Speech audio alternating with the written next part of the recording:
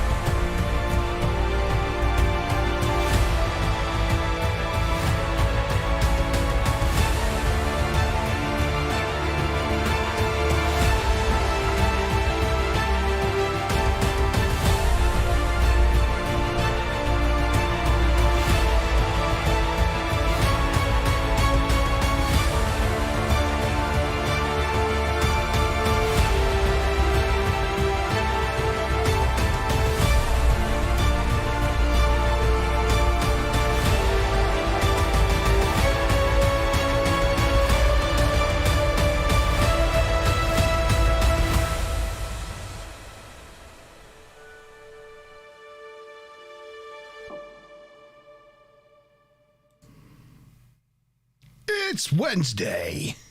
It's 8 o'clock. It's the TNG review show. Whoop, whoop. Good evening, everybody. It is us. We are back for another Wednesday and another episode of Star Trek The Next Generation. It is the TNG review show. And I'm Montalban. I'm joined tonight by my co-hosts, Maz and McBob. Let's give you a cheer.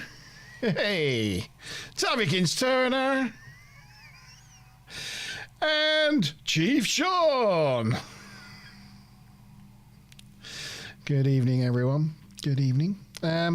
And we're back to consigning a new episode of Star Trek The Next Generation, or new to us anyway on this show, to our vault this evening after our hiatus of Christmas and the season 6 review last week. We're back to the episodes, back to the usual mode of things. But first, we shall go round the room and see how everybody is this week. Starting with Mazma Bob. How are you doing?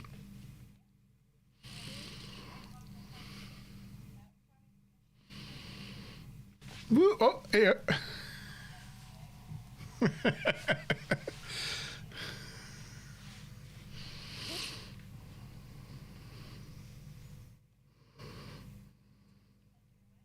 Cool.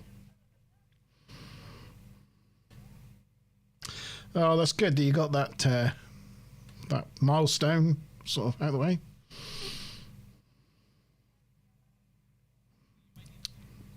Oh, hang on. Mike. Oh, hang on. Oh. No, it's me. Is that better? I had a wrong setting. Oh, I don't know. I guess I'll have to talk for a moment and see if it's any better. Is that better? Yeah, it's Is a it little better, bit better. Rude? It's my bad.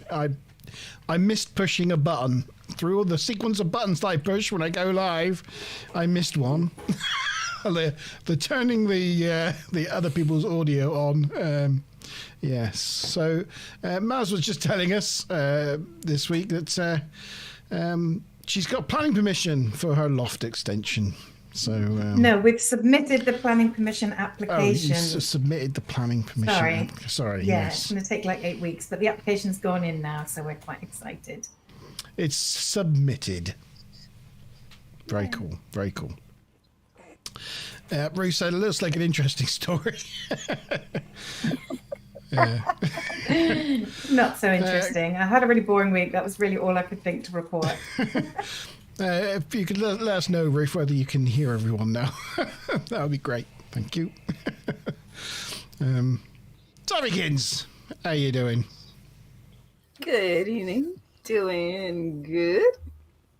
Very, very, very spunky mood. Ready to be back. Cool. Or happy to be back. happy to be back. Yes. And Chief Sean, how are you feeling this week after not feeling very well last week? Yeah, the fits of coughs have calmed down. I'm still coughing the odd time, so apologies if I don't get to the mic fast enough, but it should be okay. Personal news this January is fairly boring. The contract for my house still hasn't come true, but the letting agent confirmed to me that it will be with us this week. Tomorrow being Friday, still no sign of it, but as of yet, they haven't quite officially let me down yet. Right. Well, fingers crossed that comes through. Yeah, fairly annoying. You're just sort of sitting around waiting on the thing. Yeah. Good evening, everyone in live chat world. So, good evening to you, Ruth, and Wookie, and Stuplum. Good evening to you guys. How are you this week? I hope you're all well and have been enjoying 2024 so far, as it's only the second week in. Hopefully nothing too bad's happened yet. Yes, hope you're all well. My week's been fine. There's nothing really to report, really. I think it's always that quiet week, isn't it? The second week back after the new year, after sort of recovering from Christmas and things. You just want to keep things simple, don't you, for a couple of weeks? Yeah, particularly since I think the obviously the weather is taking a bit of a dip, I think, right across Europe. So I mean, I know Norway apparently have -20, but a -5 in a damp country like mine feels like -20 sometimes. So I think that the weather just is kind of encouraging everyone just to stay inside at the moment. Yeah. Has everybody just a town in Offaling? Yeah. Has everybody got their blood wine this evening? I've got a Cabernet Sauvignon. Yeah, I have a Shiraz. one slightly upmarket today. It was just in my rack, but I got a Haute Medoc Bordeaux wine 2016. So pushing the boat out. Everyone I comments. know this is 7 years old, but of course that's 8 years old now. We're in 2024. Thing is, everybody comments on your impressive rack. It's just, I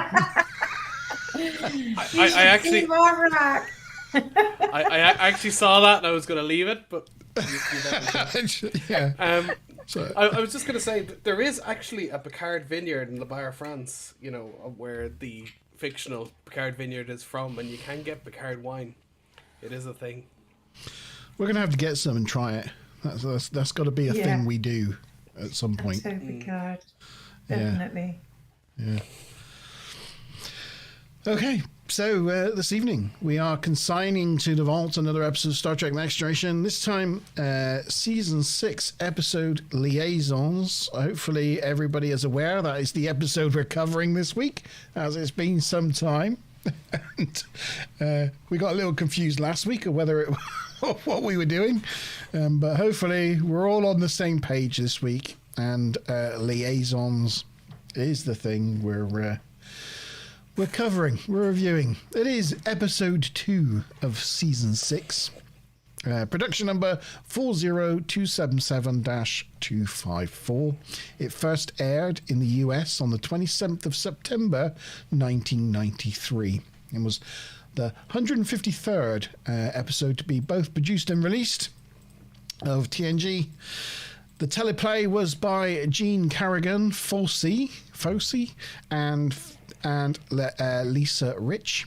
This is their one and only teleplay for Star Trek The Next Generation, with the original story by Roger Eschbacher and Jack Greenspan.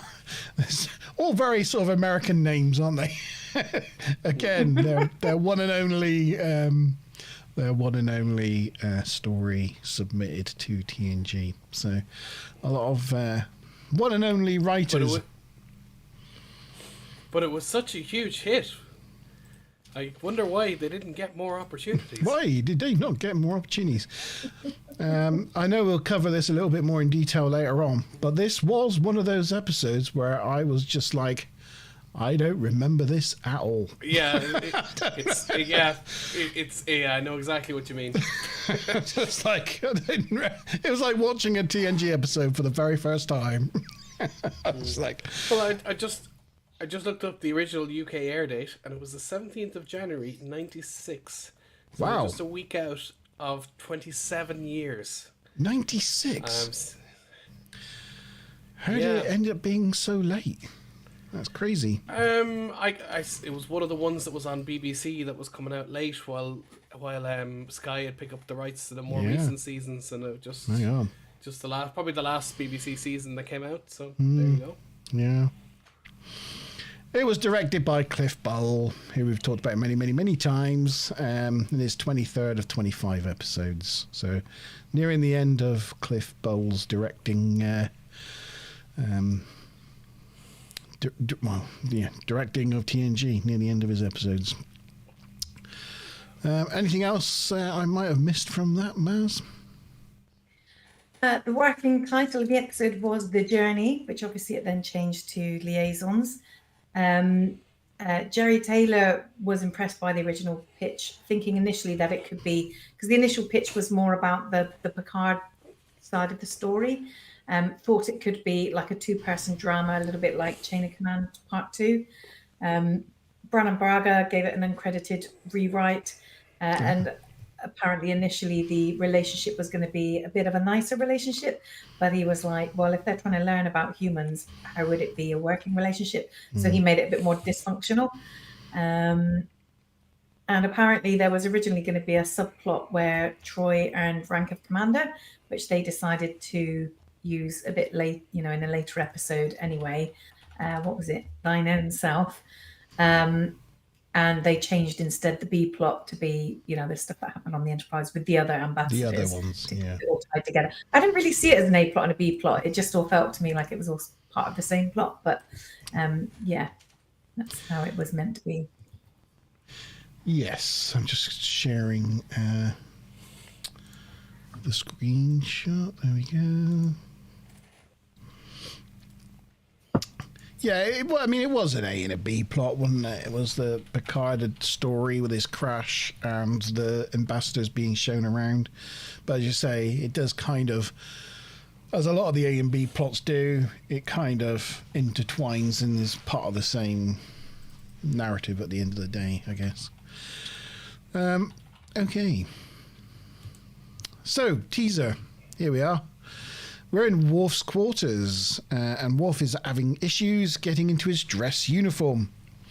Riker enters to see what's keeping him, as they are late to meet some dignitaries. Riker thinks Worf is procrastinating, but Worf tells him Klingons do not procrastinate. It's a tactical delay. I'm not sure if these dress uniforms have changed since the last time we've seen dress uniforms. I don't think they have really. I think they stopped wearing the tights with them. They put pants. Yeah, they just got normal sort of trousers. That's probably the difference. Yeah. Worf thinks his dress uniform looks too much like an actual dress, but Riker is surprised by his outmoded and sexist attitude. Besides, he thinks Worf looks good in a dress. It's quite a funny little interaction, that, but it's kind of weird considering we had, in the first season, everyone wearing kind of skirt-like uniforms. The scants. Yeah. The scants. So it would imply that that wasn't really an issue or anything like that in the 24th century. So they head to the shuttle bay to meet two Liaran ambassadors, Loquel and Byleth, who are taking part in a cultural exchange. Initially, when I first saw this picture, I thought, crikey, Picard didn't dress up, did he? Everyone's in their best, and he's in his sort of semi-casual uniform. It's a bit of a baller move, but there is a reason for it.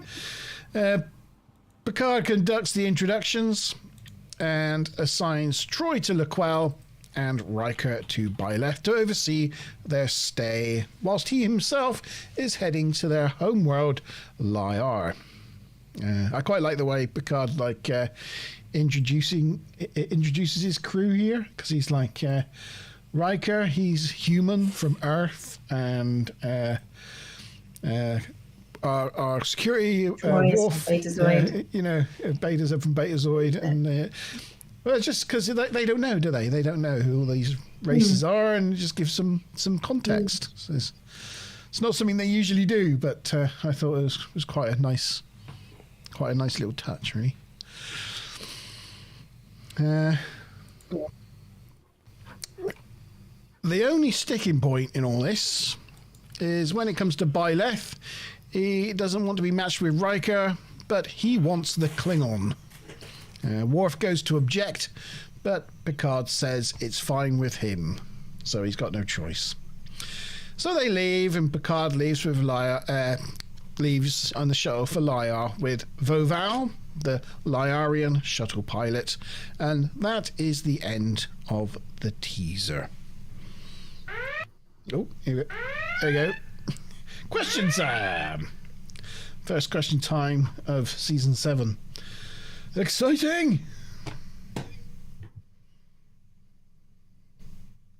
Sean, you're on mute there, mate.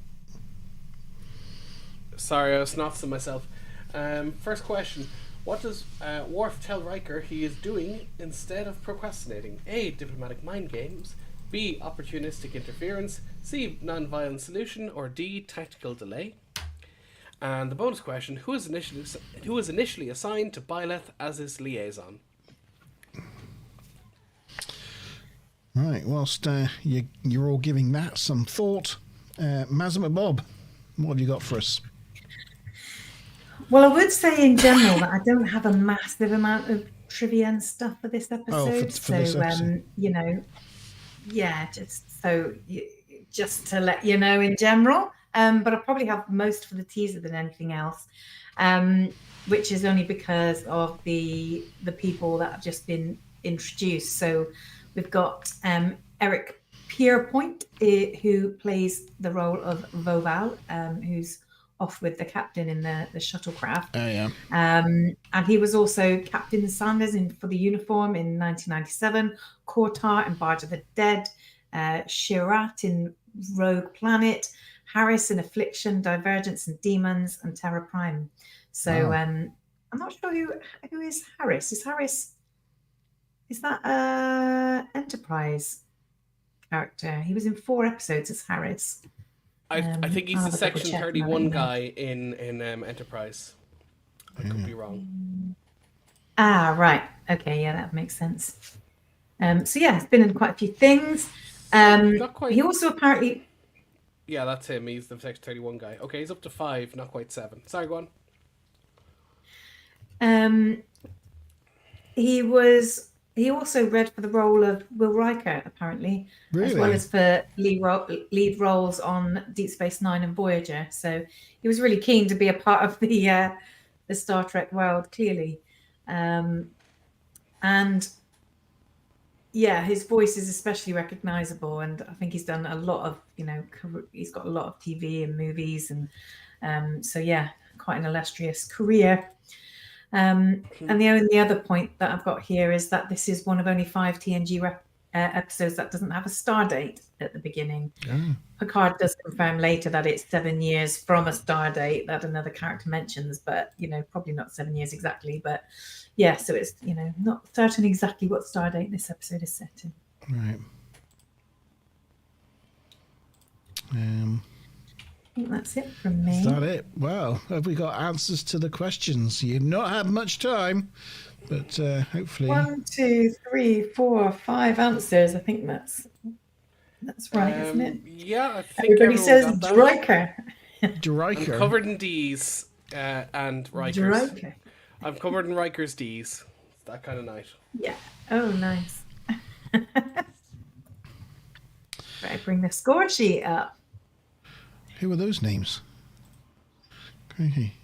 I was about to say, have you been cheating on us? Wow. I don't know whose those names Goodness. were. Random. That's good.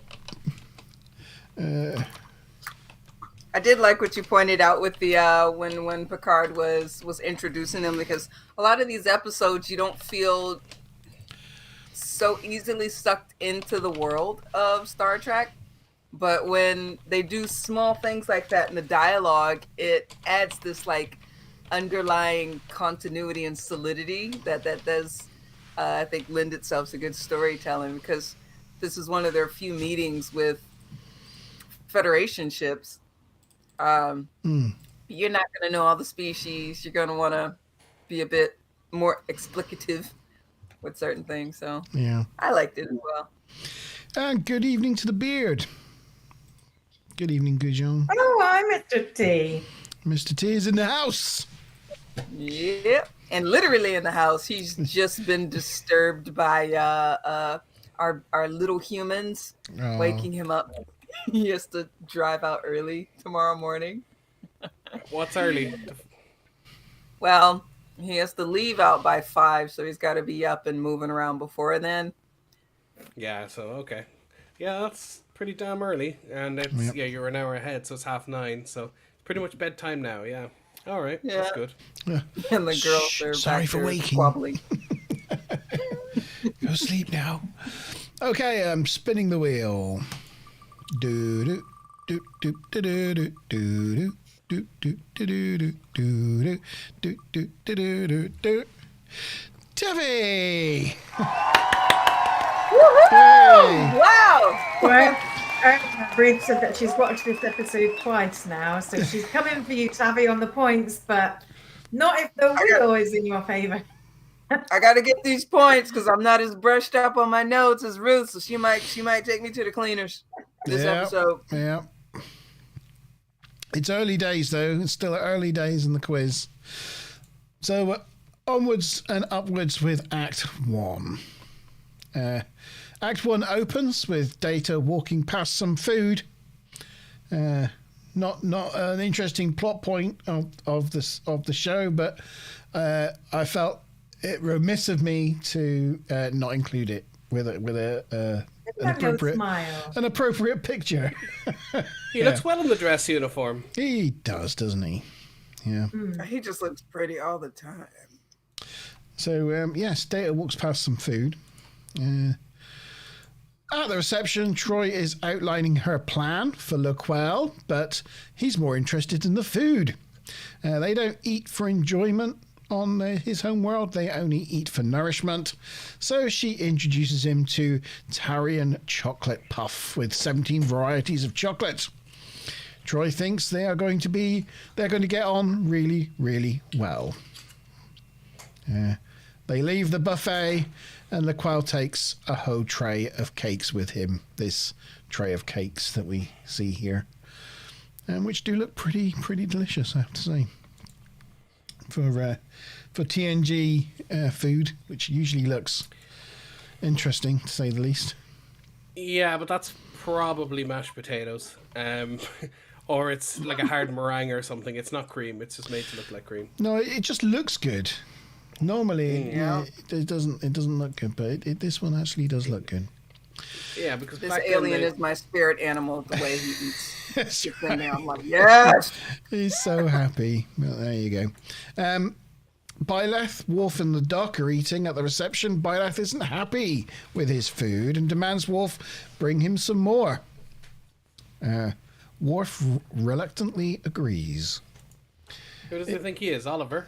I know. Please, sir. Well, he doesn't say please, though, does he? He's just like, I want better food. And even the doctor tries to, like, intersect because she's like, oh, this isn't going to go well. She's like, well, you know, here, and I want more food. And he's like, very well, I will get you food. I think Worf kept his calm really well. He did. And he just took it out on this piece of meat here. He was really grinding into that meat. He looked like he wanted to shove that knife somewhere the sun doesn't shine. Yeah. He was kind of grinding his teeth as he was grinding the meat, wasn't he?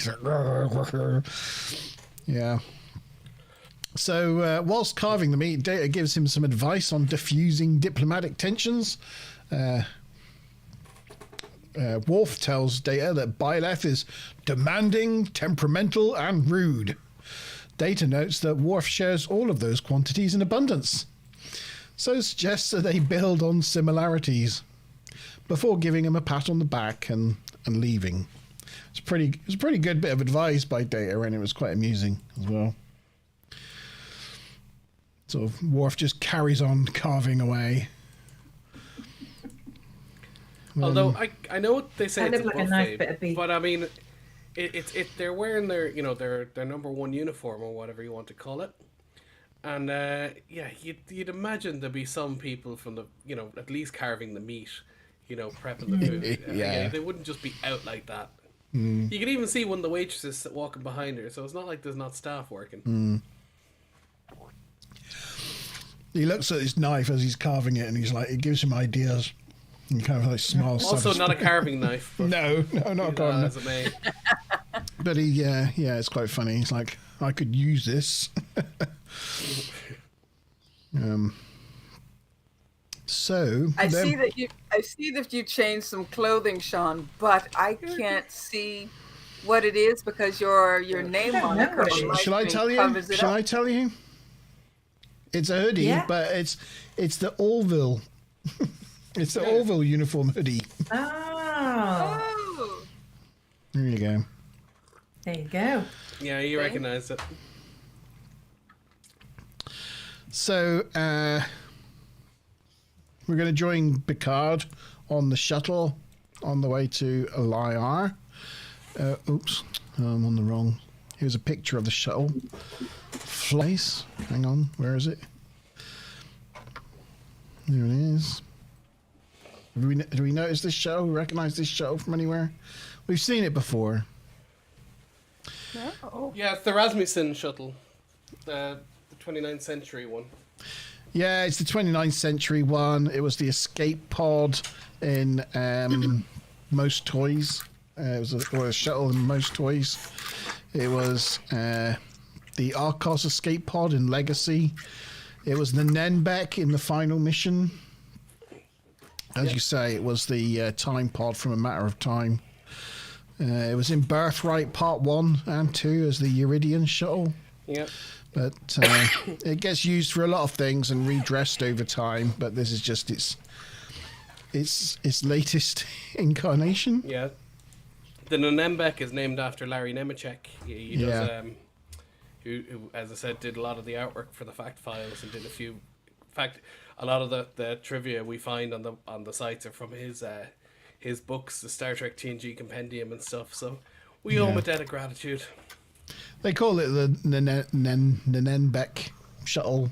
After Nemeczek, yeah. Yeah, even though it was in a number of episodes before being the Nenbeck in Final Mission, it's kind of that's what it's most famous for. So that's kind of what it gets called. It's like the Torellian ship. It was 12 different ships, but it's always called the Torellian. Yeah. Hiya, Tired Time Lord. Hope you're well, sir. Welcome back to the TNG review show. Hope things are going well. So yes, we're in the shuttle. Picard. Could you post the bingo link in the chat just in case Tired Time Lord wants some bingo cards? Yes. So what we do, just I know you're sort of new to our reviews, but Sean, bless him, we take the mick out of him for sort of saying the same things week on week. So we've over the years developed a chief bingo. No, forget that one. And Tabikins calls the bingo in chat, which are prefixed with chief. So if you wanted to get a set of bingo cards, feel free to do so. No pressure. Ignore the first link. It got the extra bits on the end. It's the second link. If you want a bingo card, Tired Time Lord, there you go.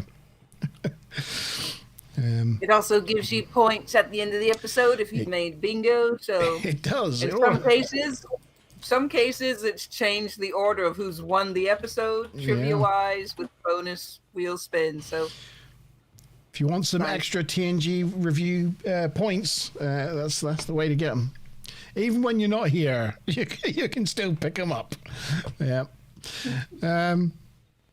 Yep. Cool.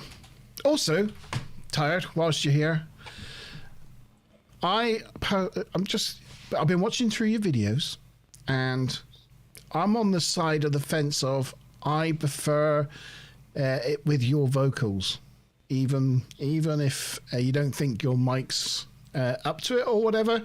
I prefer the vocals over the AI generated voiceover.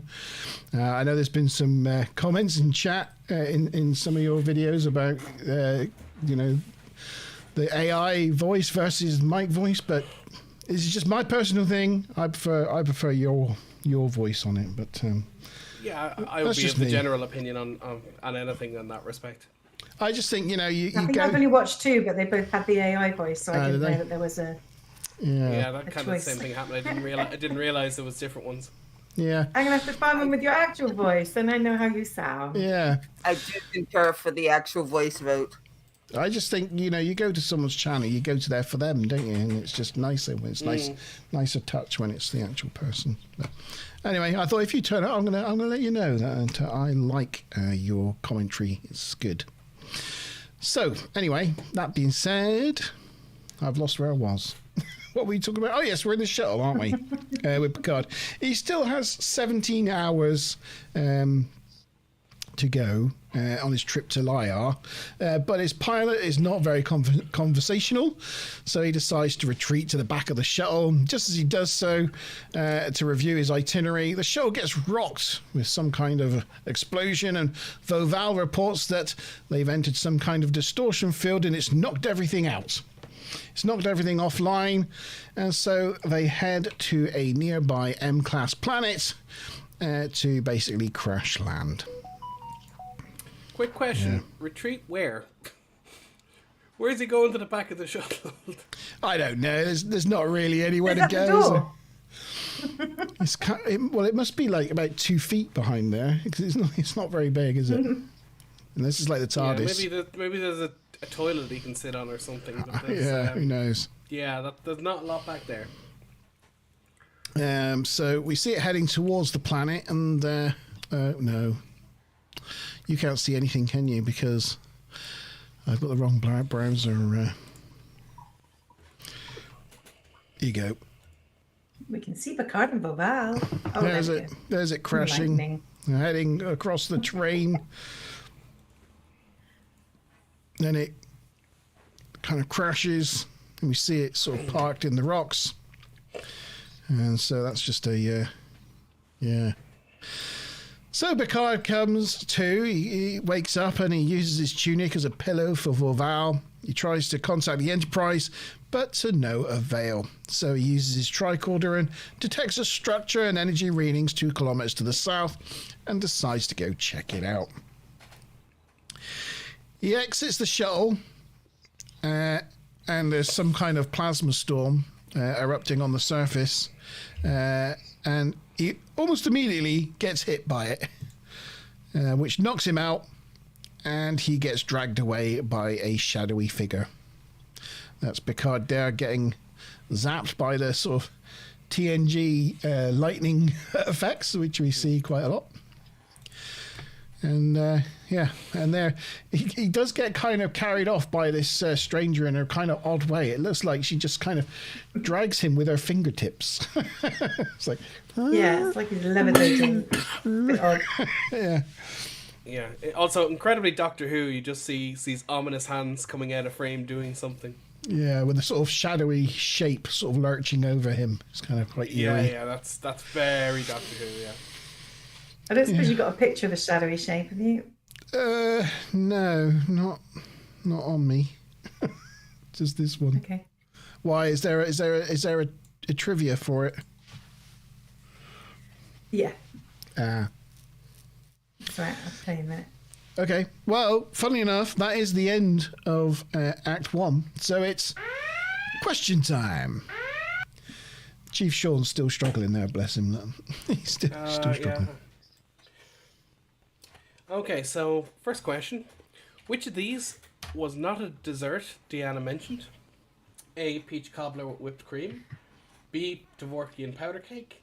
C. Cellular peptide cake. Or D. Qatarian chocolate puff.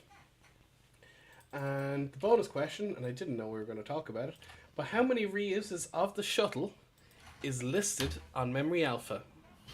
So it's possible there could be more, but I'm just going to go by what Memory Alpha says. Sorry, it's 8 to 12. I gave you a range. Okay. 8 to 12. Yeah. Yeah. Well, if I just left it open, it would have been too difficult. So I was about to guess 4. Okay. More than 4. Tabby guessed same as me. Yes, it is. I was thinking the same thing. Yes. Anyhow, so the only 2 things I've got for this act are this is the first time that we see Worf, Troy, and Beverly Crusher in their dress uniforms. Apparently. Yeah. So I don't know. You were thinking, earlier you were saying you thought the uniforms looked a bit different. Maybe it's because you haven't seen them on those people as well. Well, maybe. And then the other thing, yes, is a little goof, which is to do with this shadow here. So the camera pans up from here, and you can already see one shadow there, and then it pans up to the wall, and there's a shadow, and you see this sort of creature, and then what look like weird deformed hands, and no body that it's dragging, just like some weird sticky hands kind of moving backwards. So the shadow on the wall is a bit odd, not quite in keeping. I don't know if it's got in a different place to that natural shadow. Like that. Can I do that? No, it won't let me do that. Yeah, I'd have to go through the thing don't worry. No. People can have a look and pause it and have a look at it if they want to when they rewatch. Yeah.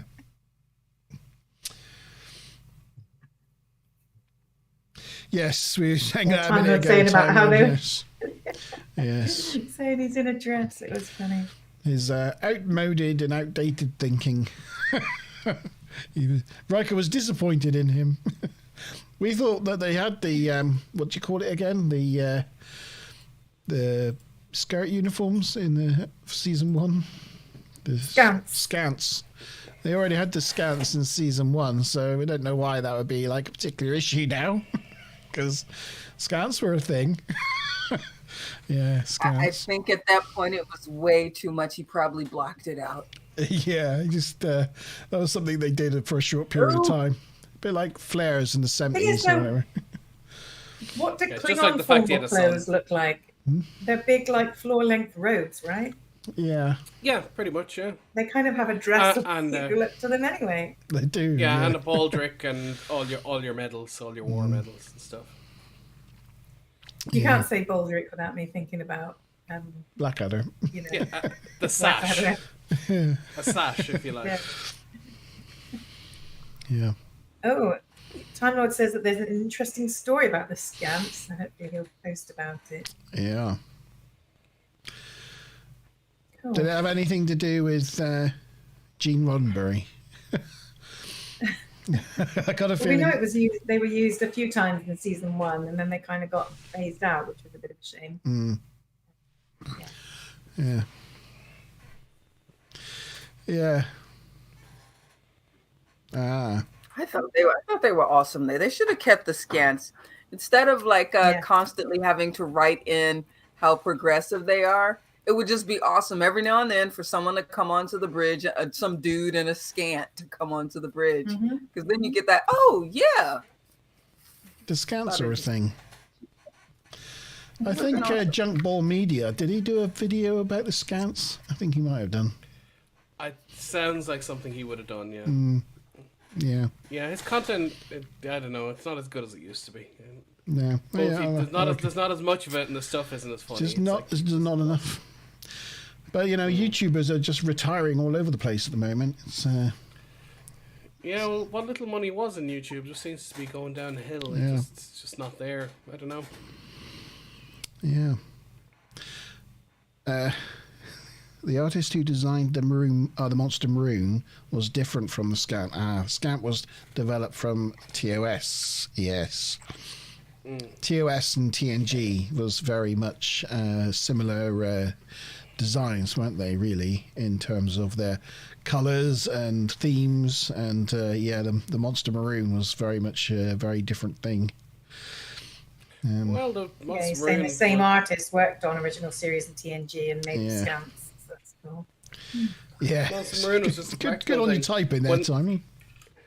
All those pastel uniforms they had from the motion picture, they wanted to reuse them, but they thought the colours were ridiculous. And they had a choice of 3 colours they could dye them into, and 2 others weren't suited. They decided against, and the one that suited was maroon. And then they made the dress uniforms to match the extra uniforms. That's the story of it. It was just a practical decision. It wasn't a designed on aesthetics. What's a schmirkin?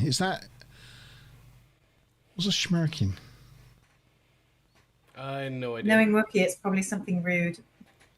Was that the thing in like Napoleonic times where they had those like ribbed button things, where like those? Well, was that like sailors had? No. Well, I know a merkin is like a pubic wig, which is always funny when you see George Bush. Like, I'm proud to be American, but I don't know what a schmirkin is.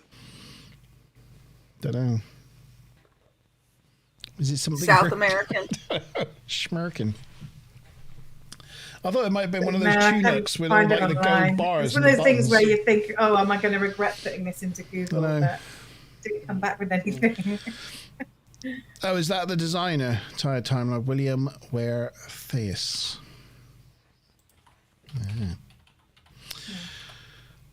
Okay. Wait, was he the? Oh, sorry. Go ahead. No. William Ware's. If the Time Lord knew if he was the one that he was gay and he was really annoyed all the time because Gene Roddenberry would come in and he'd want all these scantily clad clothes for the women, and the men's stuff was boring. But when he got to like design outfits for the men, then he was like, "Oh, this is fun." change the vibe of the day. Well, it's possible. Do you know, Time Lord? I would have probably thought so. I mean, he was a costume designer for a start. The poor chap did stereotype much. No, the poor chap did die of AIDS in 1992 at the age of 61.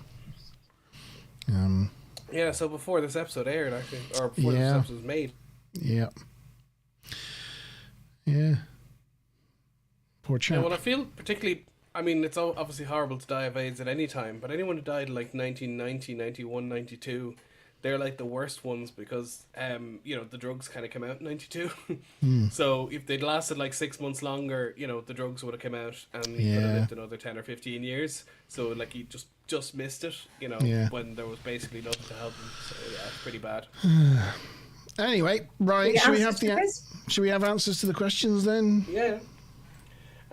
So it was C, cellular peptide cake. Yes, that's from a different episode where, basically there's a straw on Riker's head.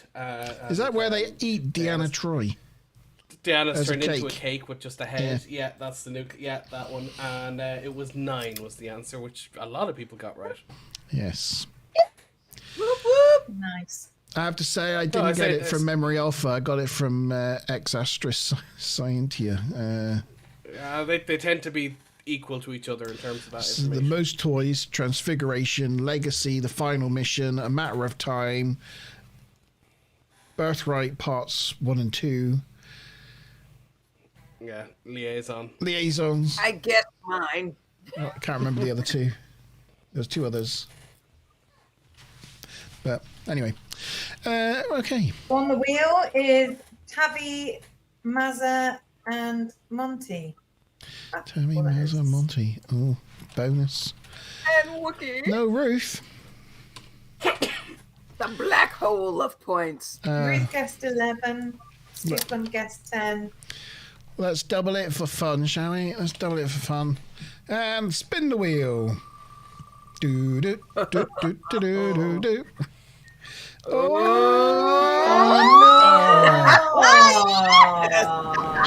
love it. So, Okay. for Crime Lord's benefit, Wookiee never plays the quiz, but whenever it lands on Wookiee, it means everybody else on the wheel loses 10. So, So Monty, that's Maz, and 10, Tavi, Tavi. we all lose points because of Wookiee. Wookiee! Oh, it hurts so good. Oh dear. Oh, dearie, dearie me. But we're on to Act 2. We can move on from that disaster. And we're back on the Enterprise. And Worf is continuing to show Byleth the tour of the ship. And they're now in engineering. Byleth asks Worf questions that only an experienced engineer would know the answer to, frustrating Worf somewhat more. He then antagonizes him further by asking Geordi if he's smarter than Worf. And he knows the answers, but he ends up dismissing Geordi as well and asks to be shown around the Buzzard collectors. Troy's having issues attempting to show Loquel around. He's really only interested in desserts and his current drink. He's only interested in that until he discovers children and becomes a lot more interested in a boy called Eric. Now then, how's it? Now then. Yeah, that doesn't sound good, does it? No, not at all. He goes up to Eric and wants to offer Eric some dessert. He's kind of like, Hey kid, do you want some do you candy? Want do you want some sweets? Would you like to get in my van? Troy thinks that's a great idea. Of course, she does. But for context, I should point out that this is because they stem from emerging fully grown from natal pods, so have no understanding of what a child is.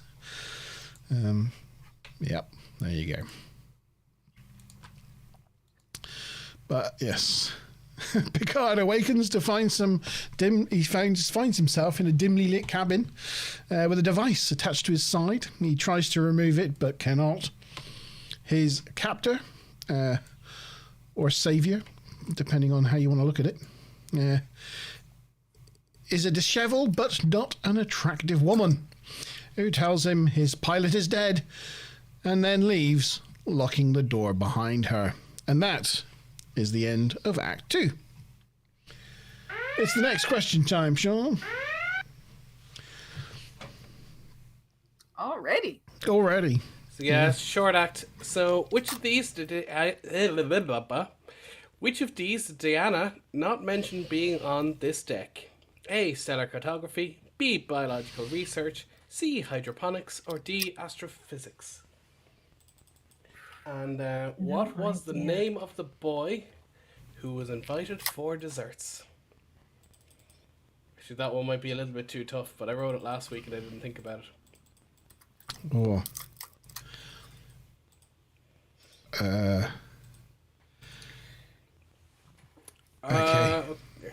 Okay. Someone got it, so I won't give any clues. Well, that was a pretty big clue, seems only one person's answered. Yeah. So I just got to point out that Wookiee said, Monty, have you ever dreamt of waking up as only a head and you scuttle around on your beard hairs? Which just gives you the most amazing visual. That's like I the know, thing I where he know, gets... yeah. Remember the thing with the head like a grows spider sailor or legs? something. That's so funny. Only the best for the captain's And table. Time Lord says Have any of you read Red Shirts by John Scalzi? I have not. I have not. No. Oh, I said I have not. Monty Bam probably has, but no, none of us. I have a lot of books, Star Trek books, but I don't think I have that one. I'll have a look. I might have, but I don't think so. It's not ringing any bells. Is it one you'd recommend?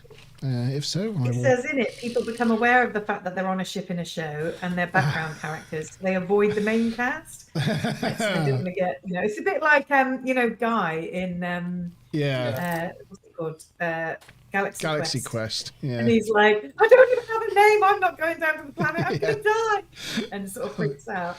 But he says he feels like the mom was a bit this way when he saw her son interacting with Troy and was worried, and she sort of followed along after them, like worried for his safety. She's like, interacting with the main crew, something bad's going to happen. Yeah. Love it. Very good. Is there anything else from this act, Mazma Bob? Well, it all kind of centers around the bonus question, really, which I think most people got. So, yes, the boy was named after a nephew of Branham Braga, and Ricky Deshawn Collins, who plays him, is also in three episodes, in Liaisons and Masks and Firstborn. So those episodes will be coming up later on this series. Mm. Okay. Oh, and it's highly recommended. 100% recommended. Highly recommended, says Time Lord. Wow. Okay, I will look into that. I'll see if I can get it. Add it to my collection. Okay. So we may as well do answers. It was, this kind of split the room. It was C, hydroponics. That was the answer. Deanna mentioned the other three, and I never heard of hydroponics on TNG, but obviously it was a big thing in Voyager. Very Voyager-y the boy's thing. name, and that's I thought that people would pick that up, but it will harm. And the boy was named Eric. Yeah, I had no idea. I just completely guessed. Sorry, Tavi, I if you usually thought guess I knew. C. I figured. And, You tired. do, don't you? I just figured. It's no harm to have a guess, especially with the multiple choice. I have to say, it was a complete and utter guess from me, but I just guessed you put hydroponics because of Voyager. So That is exactly what I was thinking. yeah. I'd deliberately put it in there thinking that some people would pick it out. Yeah. So on the wheel, we have no. Oh, Monty gosh. Bam, Ruth, Stuplum, and it's all of us, I think, isn't it? Because that's the bonus one, isn't it? Yeah. So Mazza, Tavi, Monty, Ruth, Stuplum, and Time Lord. Oh, come on, Wookie. Well, at least our chances of Tavi, was coming up Tavi with there as the well? 11th now. Was Tavi, got Yeah. Eric, yeah. Right. Basically everybody. Is there 1, 2, 3, 4, 5, 6, and 7 with Wookiee? Well, let's put everybody on. Oh no, I didn't mean to do that. Oh well, I've spun it now. I've spun it. You're going to repeat. It is what it is, and it is. Time Lord! Lord. Your first spin of the wheel. Well done, Time Lord. The Time Lord has got the extra bonus TNG points. Hooray. Congratulations, sir. And with that good news, we're on to Act 3. Yes. What are we drinking tonight? He's drinking wine, aren't you, Wine? Sean? Yeah, wine. I'm having Yeah. tea. I got wine. Unfortunately, I'm on my last glass of my bottle of wine. I started a little early. He this drank evening. most of the bottle before we started today, but he's got another bottle. I think he should try and go for 2 bottles. And I then don't he's think that's a swearing good by the idea. show. I don't think that's really a winner for the channel, to be honest. I'll start pushing all sorts of buttons. It won't be good. Yeah. He is driving the desk, to be fair. That's true. It's right. So here we are. Picard wakes up again, and the lady has returned and made some soup. Picard notices that the ship is a Tyrellian cargo freighter. She confirms that she was a passenger and the only one to survive the crash. He tells her his name, and she tells him that she's called Anna. He wonders how long she's been here, but she doesn't know, as she cannot see the sun. She tells him the star date of the crash was 40812, so Picard works out that that was 7 years ago. She can't believe it. It's been 7 years. Picard tries to comfort her by telling her that there will be equipment in the shuttle that he crashed in that survived that will be able to help them escape. Anna struggles to tell him that he has broken ribs because she hasn't spoken for 7 years, and that the restraining bolt on his side is there to help his ribs heal.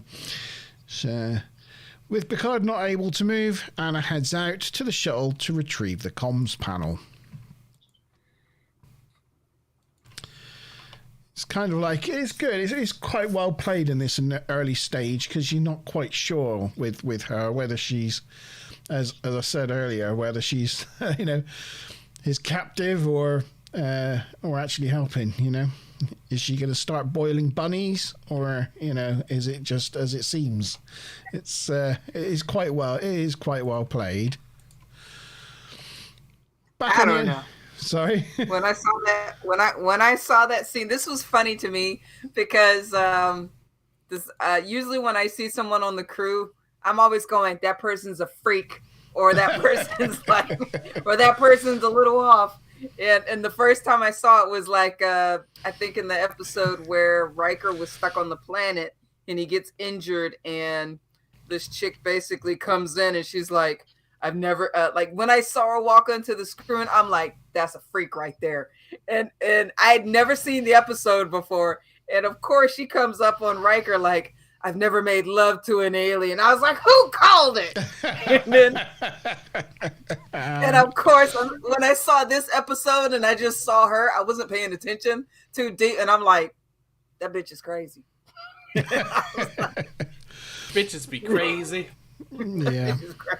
As time says there, he gets heavy Stephen King misery vibes watching this. Oh, yes. That would have made it a much better episode. Yeah. Yes. Oh, my God. That would have. Yeah. But now I don't know if it says a lot about me or whatever, but whew, freaking crazy radar. I know it when I see it. Yeah. But we're saved. We're back on the Enterprise for a bit. Yeah. Worf is struggling to not murder Byleth with his bare hands, telling Riker he's going to rip his esophagus out, which is kind of drastic for a diplomatic mission aboard the ship. For the sake of diplomacy, Worf asks to be reassigned, but Riker instantly denies his request.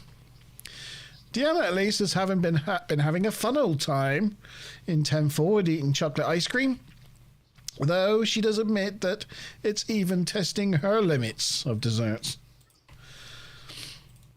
Did anybody notice how chocolatey her hair looked in this scene? Yeah. Or in this episode? I always thought it was like a darker color, but in this one it just looks really light brown. It's usually more towards black.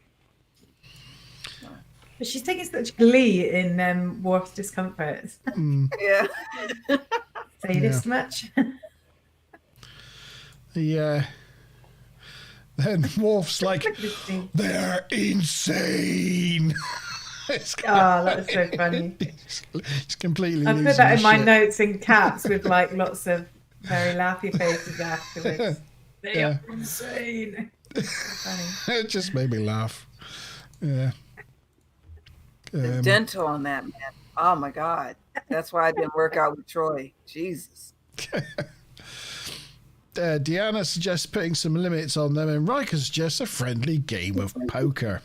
What could possibly go wrong with a friendly game of poker? Poker always ends in giggles.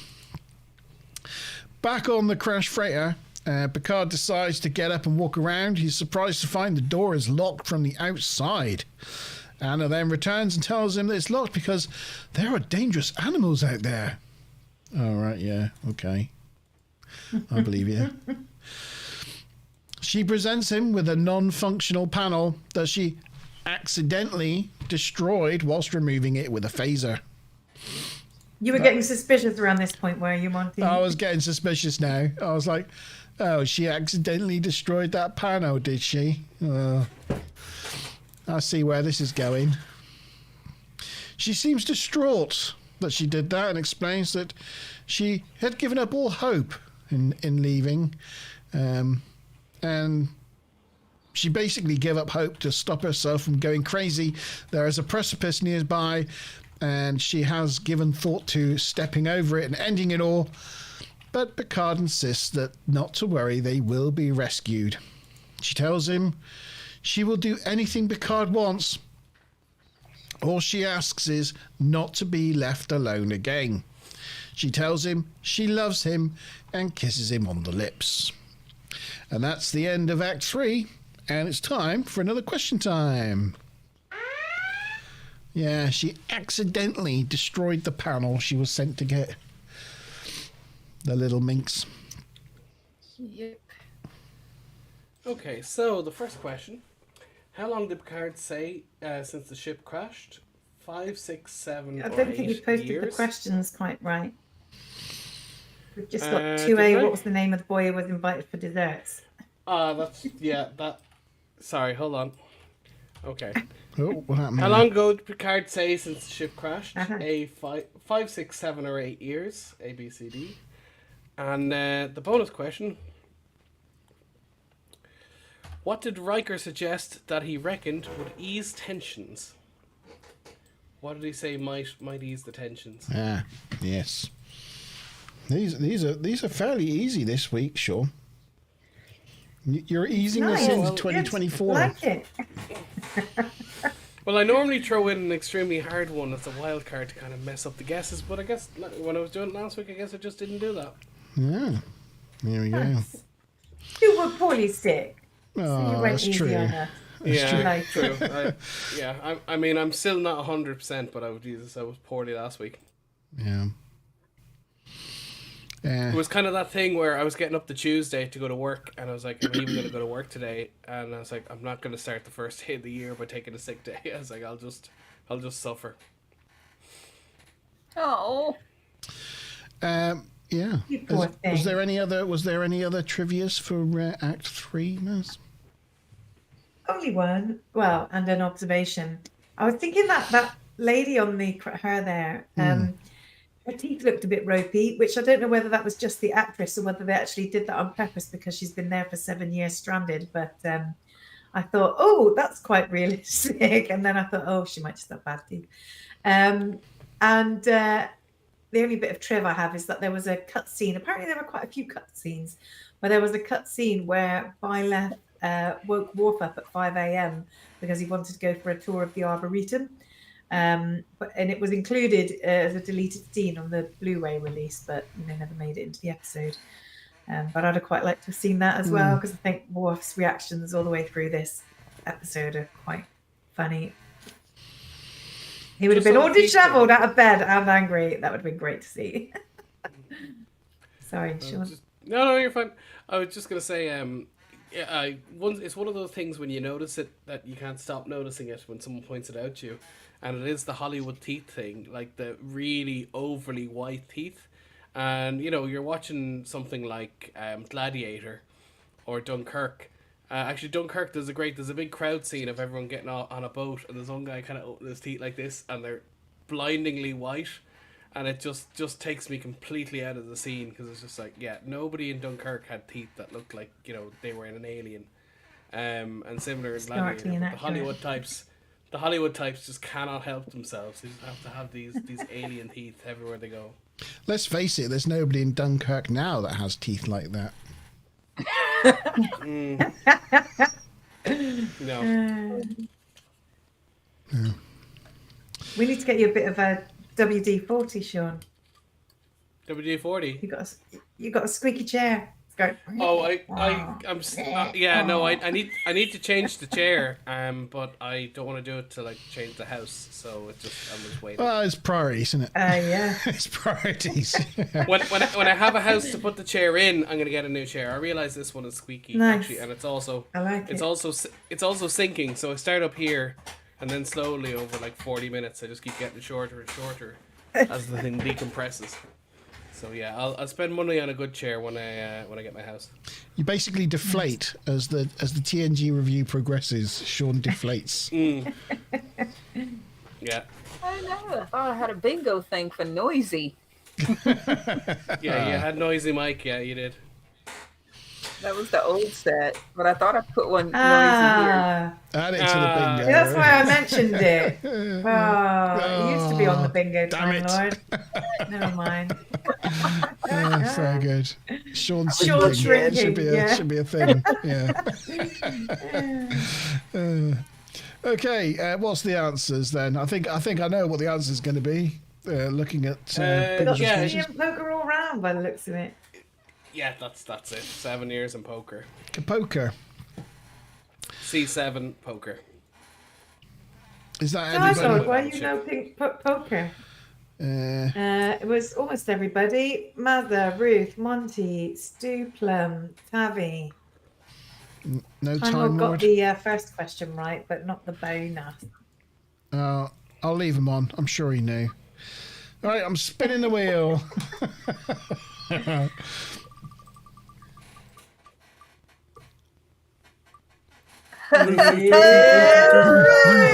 Ruth. That's a stupid question.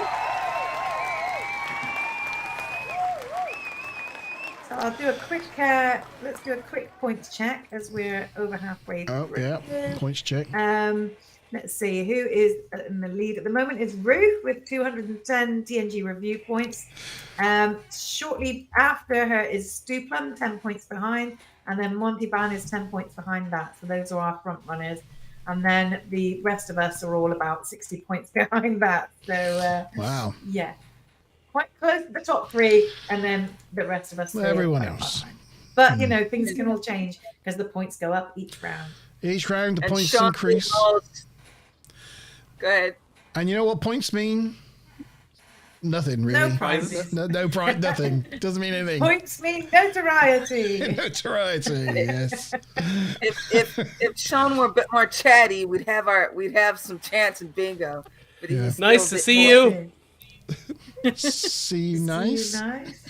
There we go. That's like a Brucey Yeah. Bruce Give me a bit Forsyth of thing. Bruce. That's not You Yeah, don't well, get- it's better than on Jimmy the Savile. bingo. Yeah, We're moving up true. in the world. Yes, right. Yeah. We, as far as I know, nothing's come out about him yet, so we'll err on the side of caution that he's all right. Yeah. As long as nobody ever comes back with something bad about Rolf Harris, I'll be devastated. Oh dear. I don't want to tell you, Sean. No. He liked telling people, "Can you tell what it is yet?" Oh, you made me cough at that one. Dear. Anyway, We haven't even had any dad jokes from you this week, Sean, either. Two little know, boys I'm playing a with bit- two little toys. Yikes. okay, Act 4. Let's get on with it. Whilst Anna is out, Picard finds a power cell and thinks he may be able to reactivate it and power the shuttle's engines. Night, love. Night, Mr. T. Sleep well. Anna's found some Night, roots. Mr. P. Yep, and she's Majram. Majram, Mr. T, Majram. And she's going to boil up a broth to celebrate him finding a power cell, and ask Picard if he will take her back to the Enterprise with him, and of course he will. He asks her to pass him the tricorder, and she passes it to him and tells him that she really does love him, you know. Picard points out that, well, he's the first person she's met in 7 years, so it's only natural. She's disappointed that he doesn't return her affections, but Picard thinks it's premature, but assures her that she will be rescued and she is getting out of here. Back on the Enterprise, in Riker's quarters, the senior staff are playing a friendly game of poker with the Liaisons. Laquelle is happily eating chocolate as they play, and Worf notices that Byleth is happily stealing his chips. The intern confronts Byleth about this. Byleth accuses Worf of being a liar, which, you know, is not a good thing to accuse a Klingon of being a liar. And so Worf responds by... what a shot. Yeah, he responds by telling him if it wasn't for his diplomatic title, he would disembowel him right here. Byleth goads him to give it a go, so Worf throws him across the room. I so wish that they didn't have the budget and they had to use one of those dummies that, you know, those limp mannequins. That would have made this scene perfectly hilarious. But they've got good stuntmen now. Yeah. Byleth gets up and seems pleased to be thrown across the room, so he goes at Worf again, and this time Worf gives him a good pasting until Riker intercedes and makes him stop. Then Byleth gets up and thanks Worf for his very effective demonstration. He seems really happy with what he's just been through and leaves to go and document his experience. Riker and Worf are both like... It's like the odd shot, isn't it? Yeah, he's like, what? What just Riker's a happened? bit up close and personal there. He is. Time Lord was saying about Picard, he's like, where's Shag anything Riker when you need him? Although he didn't say Shag. But it looks like Riker wants to have a go at Worf here. Yeah. And he holds a goal. Worf looks surprised. Huh? Looks like he's enjoying it. His eyes are crossed. Yeah. Oh my goodness. Troy and McQuell watch on whilst munching their chocolates. Troy looks really surprised at what she just witnessed. Oh. Huh? Honest. Oh my. Yeah. Oh my. No, Time Lord, stop! I'm gonna have to go look on archive of our own to see if there's some tired Time Lord fixed out No, there. I don't want to be crass, right? But just a thought just popped into my brain, right? Stroke my ridges. Have they got two holes? Oh, Yeah. wow. That's a good You would assume question. so. If they Wow. have two at the front, they must have two at the back, right? I don't know. I say they got double everything, haven't they? Yeah, they haven't got like 4 eyes, but I don't know. It's just a thought that just popped into my brain. You wouldn't want to be behind one if it let one go, would you? If that's the case. But, I remember I mentioned earlier my bonus that Riker he said poker would be good, but I also put interspecies orgy, and it looks like he's trying his best to slip that in there. are they one above the other or side by side? Well, it's just these questions that we need It answers have to be one be above the honest. other, right? That's, Oh, you know, yeah. Yeah, it's gotta fit the makes crack. sense. Who knows? Anyway, so yes, they're still eating their chocolates. We go back to the planet, and Picard has finished fixing the power cell and activates it. Ballard says they cannot go out now. They've got to wait for the storm to pass. But the power cell won't last that long, so Picard decides to remove the device, helping his ribs, because he's had enough. He's now sus to her motives. It turns out there's nothing wrong with his ribs. They're fine. So he confronts Anna as to why she is keeping him here locked in a freighter. And Anna claims that, well, it's because she was afraid he would leave her alone. She tries one last-ditched attempt to force herself on him to make him love her, ultimately pushing him to the floor. But alas for Anna, no means no. She obviously never watched the Unconscious People Don't Want Tea video in school. Have you ever seen that? Yeah. Tommy knows what I'm talking about. It's a great little video. If you haven't seen it, it's It's on YouTube. Just Google "unconscious people don't want tea." It's a great little animation. Very good. So she runs out, leaving Picard locked inside with her necklace that broke and fell off in the struggle. Picard finds a crowbar and tries to leave a door open, but as soon as he starts, he hears a man on the outside. It's Voval, the pilot from his shuttle, who is very much alive. And that is the end of Act 4. Question time.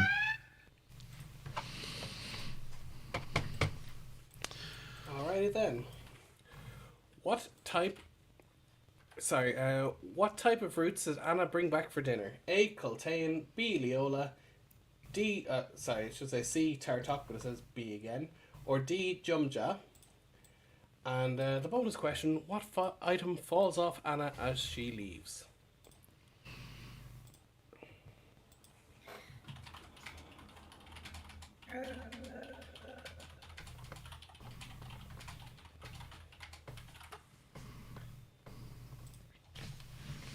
Okay. Thank you, Sean. Anything from this act, Mazma Bob? Probably not much. Let me just have a little looky. So you were saying about how they carried on eating their chocolate. One of the pieces of trivia was actually that there were chocolate-covered raisins going to be the poker game snack, but actually Paul Iding, who plays Loquel, was allergic to chocolate, so they switched it out for something else.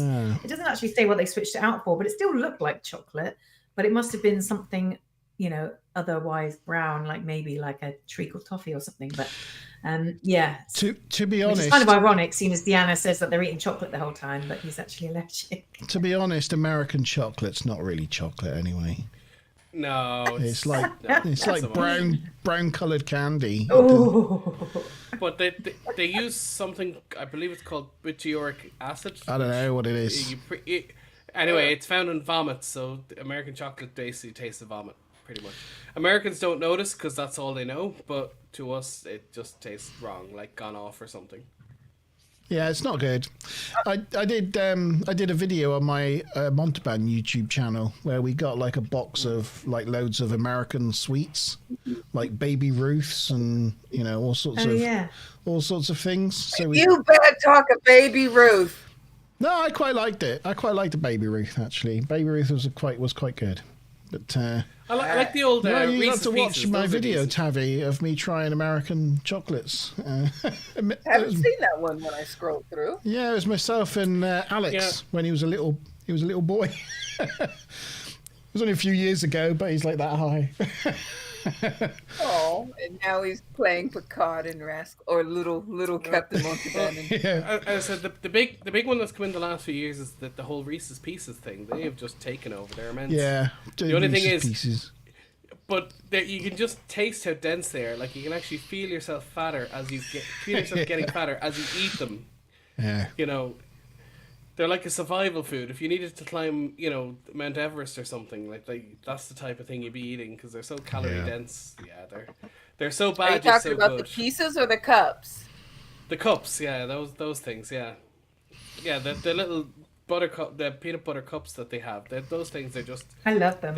They're disgustingly I haven't had any in years, but deliciously indulgent. Yeah, they've changed actually. I used to cut one up into pieces and just have it like a little piece at a time. Oh, it's so nice. Mazram, I got them here on night. I tried them recently, and a lot of the candy recipes in the United States are different now. They don't taste the same, and they actually make you feel a little bit crazy when you eat them, like sugar crazed. And even the Reese's Pieces have changed because everything's now like hyper sweetened. So they're using like Wow. different types of Where the sugar rest of the world combinations. is taking sugar out of stuff, America's Yeah, putting that's more that's in. complete opposite to the way we've gone because they've taken all the sugar out of our stuff, so it doesn't taste as good. Well, Yeah. My other half is so annoyed. He keeps looking at historical recipes for stuff because he'll have like a Lucozade or a can of Coke, and he'll be like, it doesn't taste the same. And then he'll look and he'll be like, there used to be 48 grams of sugar, and now there's only 24 grams. And he hates it. He hates the fact that they keep taking sugar out. But yeah, not America. Well, there was a court case here in Ireland about Subway, and their bread is 10% sugar by volume or 12%, so that makes it cake by Irish standards, which for VAT purposes makes it more expensive. And they went to a court case. They went through the courts trying to like basically classify it as bread, but Ireland went no, it's cake. I was like, you can't put that much sugar into bread and call it bread. Is that by our rules it's cake, so they have to pay more VAT. But there was a whole huge court case over that. So officially speaking, if you get a Subway sandwich in Ireland, you're getting a sandwich made in cake. Wow. There you go. What's Wookie saying about indigenous people there, Maz? I said painting the town red, and he's saying that using the word red is like something to do with Native American Oh, I people. see. I was like, what's that all I about? don't even know where that phrase came from, painting the town red. But no racial slurs, man. I know he's only joking anyway. Yeah. I just didn't know what it was in reference to. I was like, what did you say? I know. I have to check back. He's making these comments, and then he aimed them at me. I'm like, what have I said? What have I done? I'm thinking red shirts. And then I looked back and realised it was painting the town red. Very good. Yeah. Okay, so answers to the questions then. Sean, you got a bit of a split on the main question. This is interesting. Most people have gone for B. Leola, no, that's a Voyager reference. I caught you all out with that one. I forget where Tartok comes from, but it's from somewhere. It definitely was featured in Star Trek. I just used it. And Jumja sticks were the sweet sticks you got from Deep Space Nine. Yes, Dad. But yeah, it was Kultain, and the item that falls off Anna is her necklace, or if someone said brooch or something, I'm sure it just in the general Necklace, area. Yeah, necklace, 1, 2. Stupid. Time Lord said pennant. I think he meant a pendant. Yeah, that's necklace. I'd say close enough. Yeah. So we got everyone 1, again? 2, 3, 4, 5. I think that's everybody for the extra question, but only 2 people got the main question right. Oh, that's boy, change trivia's the gonna be fun tonight. scores. Okay, shall I do a double? Let's double it up. There we go. Right, spin the wheel. Doo-doo, dip, dip, doo-doo, doo-doo. Oh no, not again. Oh! Yeah, that's the minus 10. At least it's everyone this time. So it's kind of like it's kept things equal. But you have catapulted into the lead with that because Me? You have, yeah, because you were in the top 3 and you're the only one out of the top 3 that got that question right. So yeah, you're about 60 points ahead of anyone else now. With one question, well, with 2 questions to go. I like it. I like it. Cool. You like it, but not a lot. I like it. Not a lot. Who was that then? Anyone else? Anyone else? I know Sean was going to know because he said it, but I like it, but not a lot. Anyone? Anyone in chat? Sounds like Lister, No. but it's not. I'll give you a clue. Keith Chegwin? No. I'll give you a clue. Whizbit. I don't know if that helps. Oh, Paul Daniels. Paul Daniels. Yes. Ha ha, this away, ha ha, that away, ha ha, this away, my oh my. You'll like it, but not a lot. Tabby, Paul Daniels was a famous magician in the UK. Yeah. He's dead now. Remember the magic circle and all that? Yeah. But he was pretty huge, but only in the UK and to a lesser extent Ireland. Except for he was really small. just on that particular shot, just before you move off, let her go on. You can see all the DS9 elements there. Those crates definitely using DS9. Cisco one episode in Paradise is actually locked up in one. Yeah, those panels, straight up the panels that are used in all the corridors, and you can even see the little rubber matting on the frame that they use all over the consoles, and they use it in Voyager as well. So Yep. they definitely had some spare DS9 sets that they threw together for this one, or maybe it might have been some sort of redress of the DS9 Corridor or something. cargo bays. Yeah, maybe. Cargo bays, or they had some spare pieces or something. But Yeah. Yeah. well, that one's lit better than the other shots, and it's a bit wider, so it's a bit more obvious. Yeah. Okay, so Act 5. We're on to final act. Picard wonders why Anna thought he was dead. The shuttle pilot, that is. And Vovo tells him that his people have slow metabolic rate when they're trying to heal. So when they're injured, they look very much like they are dead. Voval tells Picard that he saw the woman heading into an area that contains a dangerous precipice near here, so they decide to go find her.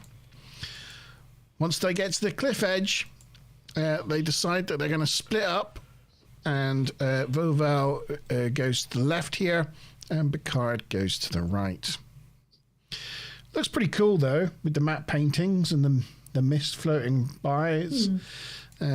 It's pretty well done. Yeah. Picard quickly finds her and tries to convince her to come back from the edge of the cliff, but she won't, promising to jump unless Picard says he loves her. But then Picard noticed her necklace has magically fixed itself around her neck, and so confronts her about it. Picard thinks that she and Voval must be working together because, Voval also headed off in that direction. And so he tells her to jump then. Go on then. Do it. Dare you. Double dare you. So she touches Can you her imagine magic. his report if she actually did and Voval comes around the corner? Did you find her? Yeah. You're like, oh shit. And what did you say again, Picard?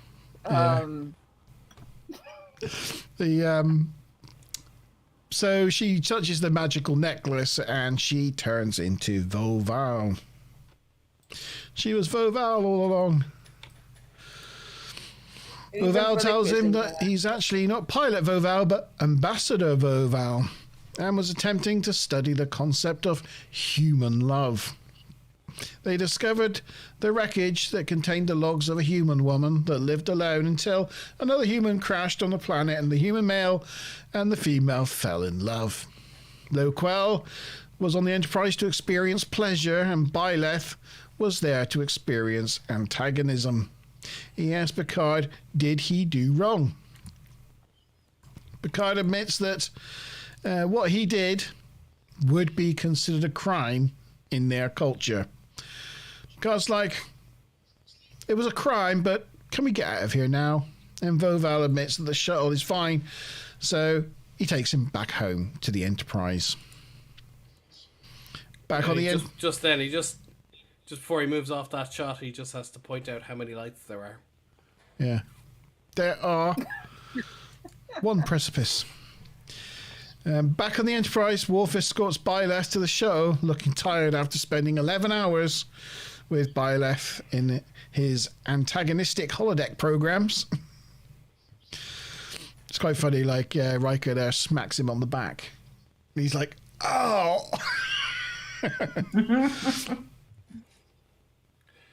Back in my rugby playing days, I knew exactly what that felt like. Oh, Lord, the smallest thing. I worked out on Monday for the first time in like about 2 months, and I'm still aching. Yeah, well, back in the day when like a 24-stone prop runs into you and you just like absorb it and fall to the ground, you get through the whole game full of adrenaline, fine, but you get up the next morning and you wince because you can't walk from one side of the room to the other. Like you're just sort of lurching and grabbing onto things. Yeah. Glad I'm past that. So the What quote. sounds like the fun part. Well, I got old. Yeah, well, that happens to us all, really. Mm. Lequel offers Troy some enzymatic supplements. Basically, their food that they eat, though admits that it's bland compared to the chocolate That she's was been great. offering him. Troy assures him it's a welcome relief after the barrage of desserts that he's put her through over the last few days. Val thanks Picard for his experience, and Picard tells him he too found it intriguing to find a culture that would take this sort of experiment to that extremes. And that is the end of this episode. They go on their merry way, and that is that. So we have the final question time of the day. Lovely stuff. So, how many hours did Worf spend on the holodeck teaching antagonism? And so it's 8, 9, 10, or 11. A8, B9, C10, or 11. And, sorry, I did these questions last week. I can't even remember why I came up with them. In which show does Brent become an enemy of Sheldon, replacing Will Wheaton as Sheldon's mortal enemy? Yeah. Oh, I think I threw this in. because there's not a lot of data in this episode. I think that's why I did that. Oh. And on a... I don't know the name of it, but I can tell you, I can describe the episode.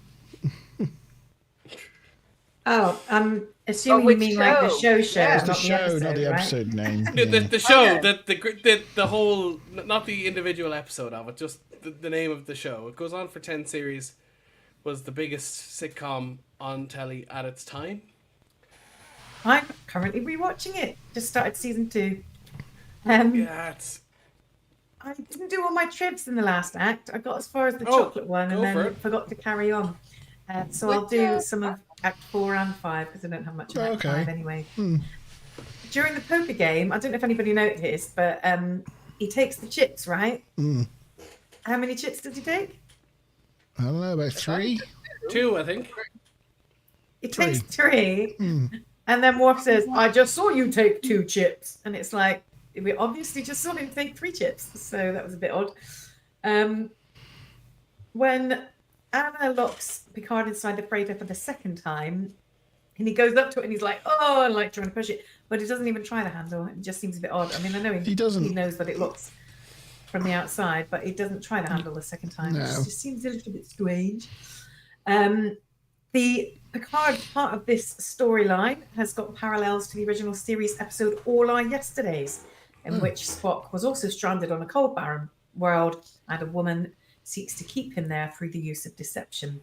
So, whilst the writers might have been inspired by Misery, they could have just as easily been inspired by the original series. I'm sure Roddenberry would have liked this story because it would have provided that kind of continuity.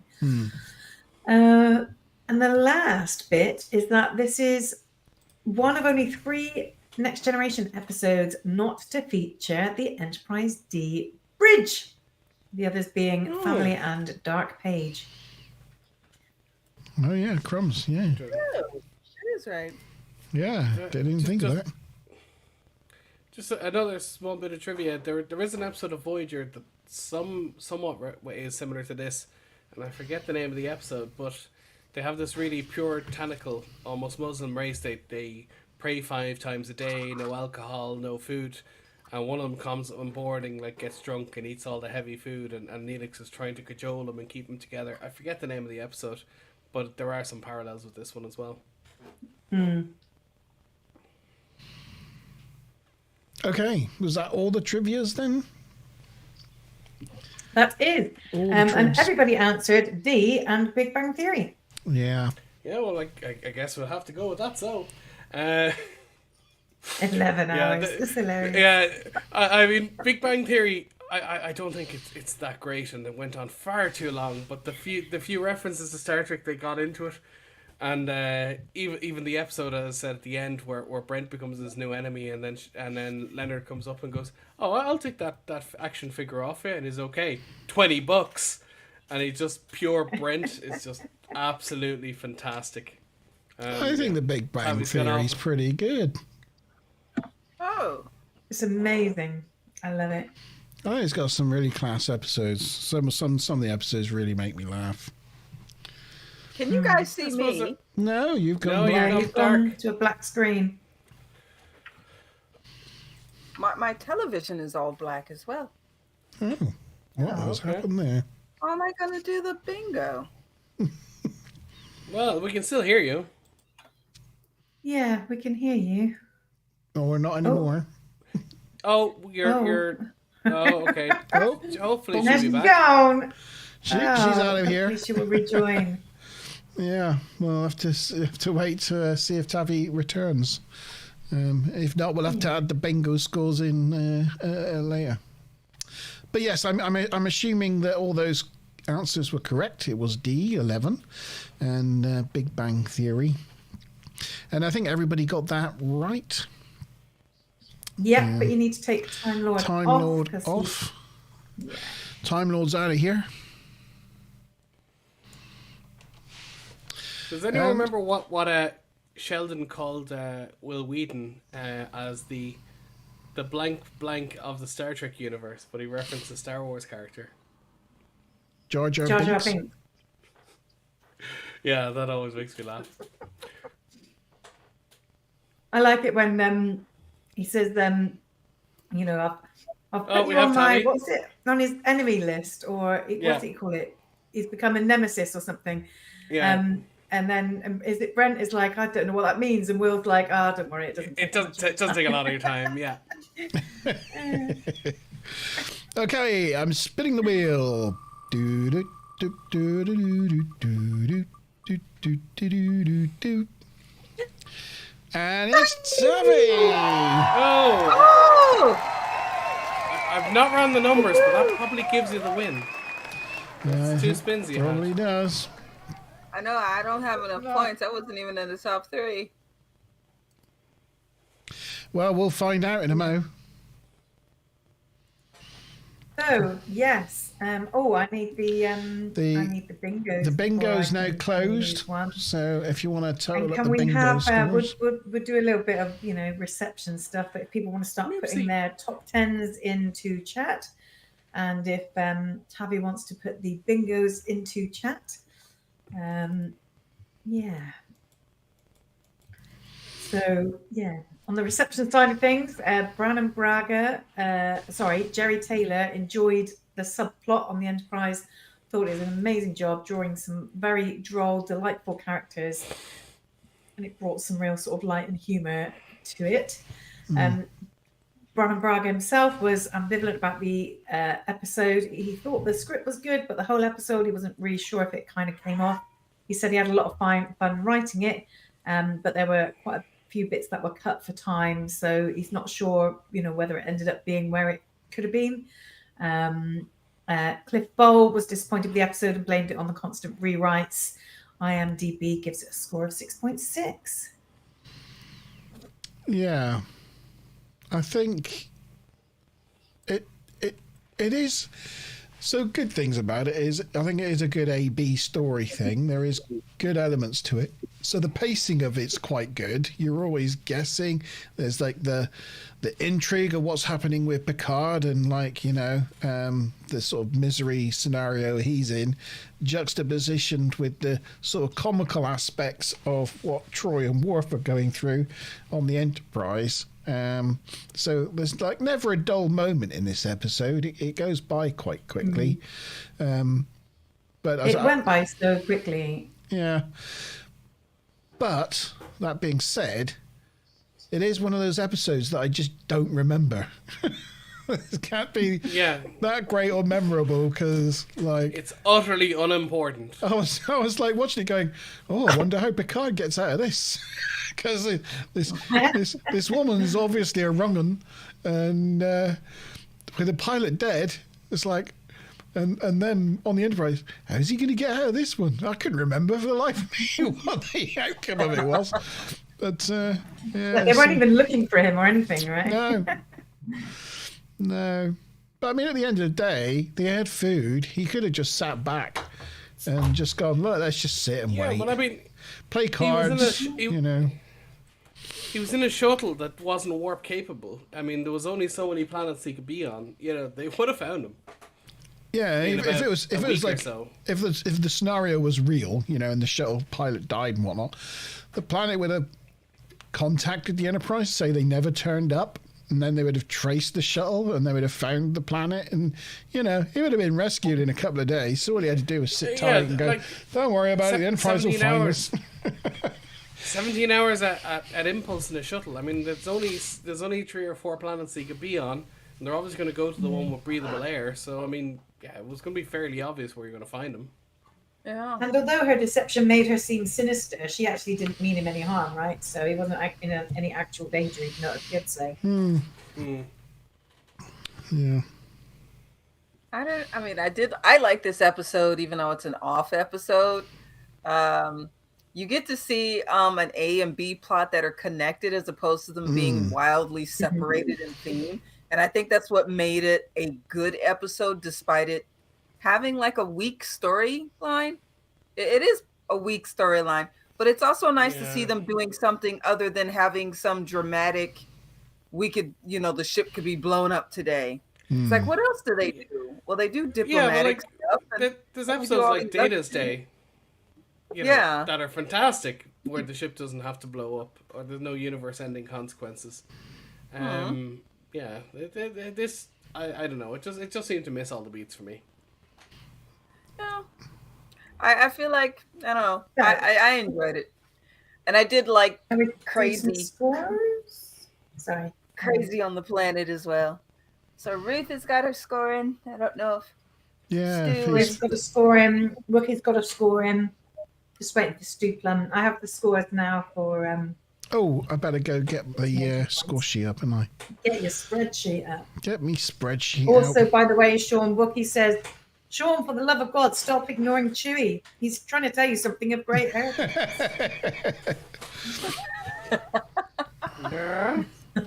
Hold on, everybody. I'm about to spread my sheets. Oh. Wow, as long as you don't spread your cheeks. Yeah.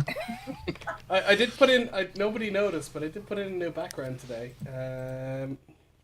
I got this, someone did a whole virtual tour of Voyager. Like, they've rendered it out in some sort of game engine. I've seen that recently as well. I saw that on a YouTube video. Wow. Yeah, it's pretty damn funky. It is very detailed. It looks almost real. It looks more real than, say, Stage 9. I think particularly the way the Voyager bridge is so wide, and the television obviously it wasn't filmed in widescreen. It's very hard to get the scale of it. I remember playing Elite Force and seeing the scale of it properly, and only then really understanding the space. As I said, it's built to film standards, but it was recorded on TV, so like the scale always looked kind of funny. It's pretty cool. Okay then, Mazma Bob, have you got the scores on the doors? Yeah, you're not showing this, but you've just put it up. Yes, so in first place is you, Monty Baum, with 10 points. You it's have first last episode as well. TNG review points. Oopsie. Oh my god. Does that mean I'm on 20? Wow. Streaking away with it. My gosh.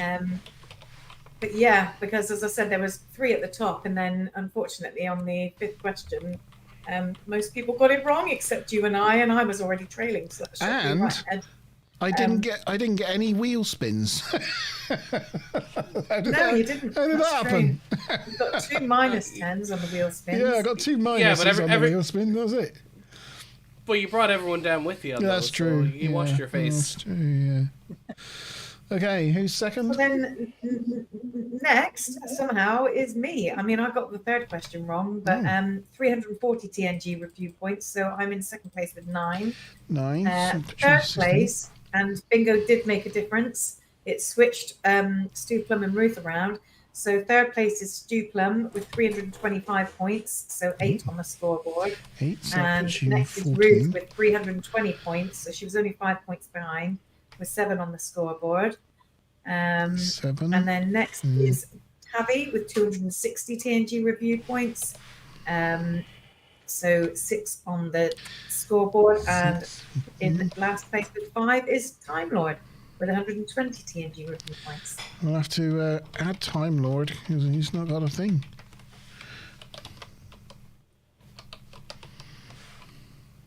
So he's in the States, so he's got a time difference. He had to go off and have his dinner. Yeah. How many points does Time Lord got?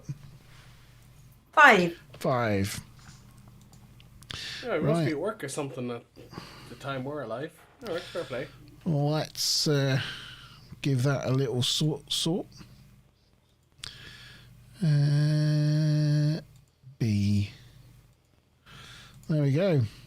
So that puts Mazza into second place. Won't be for long, folks. And Ruth and Tavi in joint third place. So still the 3 hosts here are still the top 3. Oh, God damn it. The Queen has been dethroned. Huh? We've got I said hopes the for Queen you has this been season, though, dethroned. Ruth. Hopes. It's going to be all right. Okay, so what would we give this episode? Paddle ready? I haven't got my paddle ready. My paddle's ready. That always sounds so naughty when you guys say it. It never hits my mind correctly. Do you have the paddle ready? I've got my paddle ready. I've got my paddle poised. A poised paddle. Are we ready? Oh, I've just kicked my Position camera. precisely. 3, 3. 2, Go. 1. 7. 7763. In the interest of, what's his name? He used to do Strictly. 7. 7. That was brutal, Sean. That was uncalled for. What was yours? 6, was it? Mine Mine was to 6. bored the arse off me. 7. Tavi 7. 3. Sean's 3. And the audience is 7. 7. And it bored me as a kid 27 years ago, and it's still boring me. It's just, you see this, you go, oh, God. This I all really the time, enjoyed it. really. I mean, you know, I didn't think it was an outstanding episode, but it made me chuckle. It went by really quickly. So yeah, I was quite entertained. I was just surprised. For an episode I don't did remember, quite enjoy it.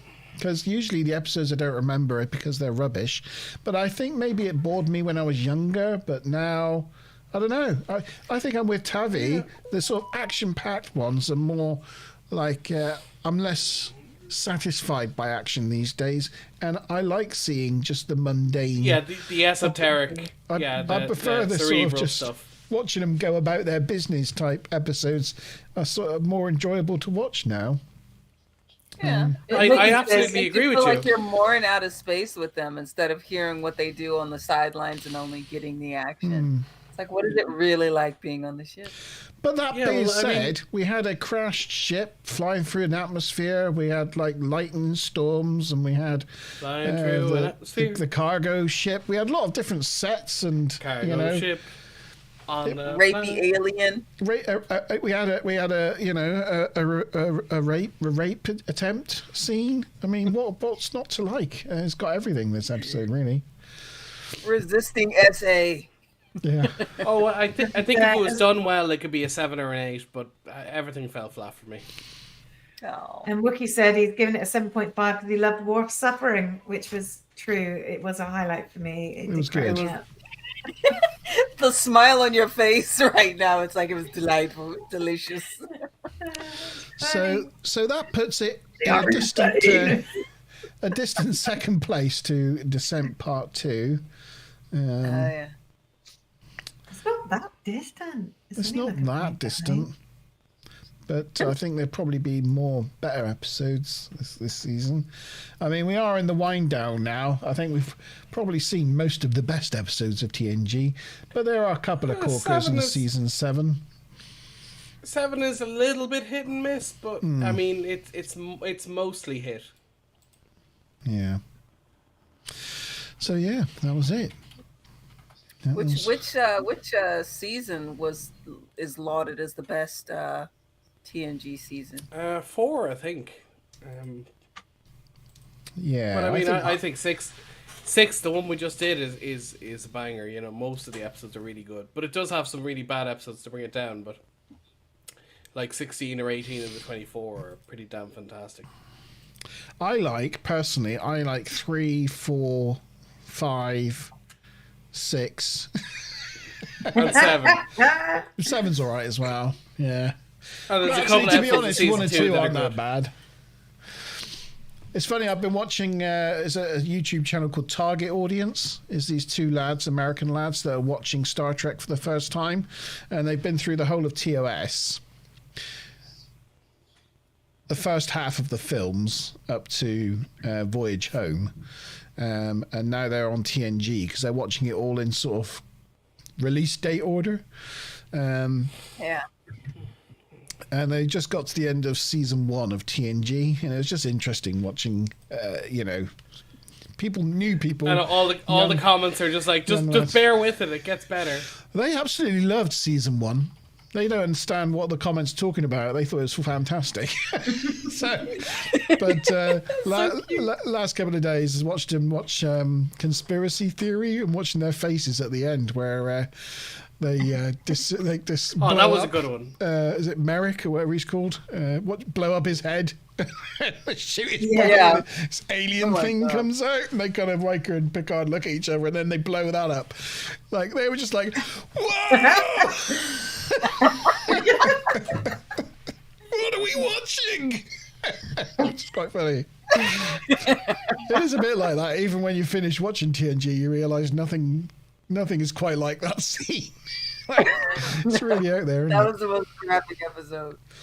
I think it was banned some places as well. It might have been. Too much. It's at the time of day that TNG's played. Yeah. I think just that scene is cut so that you don't really see it. You just see them shoot and you don't see it explode. I think that is a Cliff Bowl episode as well. There's this one. There's an account I follow on Twitter, and her name is Jennifer Lee Rossman, and she's for some reason this girl, she's into her sci-fi, but she never watched Star Trek or Stargate or Buffy or Angel, and she's watching like 8 episodes a day and live tweeting the whole thing as she's coming up. Like she just started Angel like a week and a half ago and went through the whole thing to the point where Doyle dies, and there's like people watching along with her. Even some of the people from the shows are like going, "Oh, this is a good one, this is a bad one," but not giving the details. And as I said, it's really fun to vivaciously watch it through her eyes, experiencing it for the first time, knowing what's coming. Yeah, really enjoy. What's her name again? Jennifer Lee Rossman is her name. Hold on, I gotta look Twitter, her up. Jen, I'll put her Twitter thing in the chat. But she's just live watching it, and it just when it pops up, it's always a real treat just to see where she is, what episode she's on. Yeah. And you know, no spoilers. You don't want to ruin it, but you're just going like, oh yeah, you can see it coming. It's pretty fun. Cool. Yeah, fine. Is it Jen LR, nothing else? I put it in the what do you call it? Streamers chat there. Jen LR, yeah, that's it. Yeah. I didn't copy it right. Excuse me. Jen L. Rossman. Okay, there we go. Jen L. Rossman. I got to enjoy a podcast, and this guy brought up Bijo Trimble, the lady who did the writing campaign. The writing campaign. Yeah, she's very old now. She's in her 80s, but she's still around. I think she's 90 now on the dot. But is she? Yeah, she was recently around when Discovery's being released, and of course all the backlash recently. With the new Trek, and I have not been able to figure out what it is I'm feeling like with the different eras of Trek, because I'm watching all of them now. I'm starting TOS, but her line I think was perfect with regards to the different people who enjoy different eras of Trek. And someone's like, "Oh, I don't like new Trek because it's not my Star Trek," and she says, "That's right. You had your Trek. Now it's time for someone else to have their Trek." Yeah, and I was like, wow, that is actually a quite beautiful way to say that. Because I don't think I'll ever be able to attach to Discovery but I'm not. I'm no longer like animalistic against it. My complaint, of course, was I just thought it was bad writing and they could have done a better job. But I do understand, like, if you grew up with TOS, looking at TOS, and then going from TOS to TNG, which is this huge jump in style, and then you've got Voyager and DS9 with it, and ending with Enterprise, Gap, Kurtzman movies, and then this.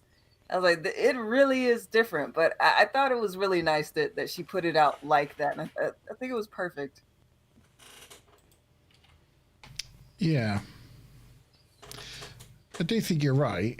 It's the same as like as we get older, you know, and your parents would have gone through it with you, you know, when we were younger and we started listening to music, and your parents would go like, what the hell are you listening to? And you'd be like, you know, I'm listening to whatever it is that's in the charts that you're liking at the time. The Who. And they'll be like, that ain't nothing like my music. That's not proper music, you know, because they like the music they listened to when they were younger.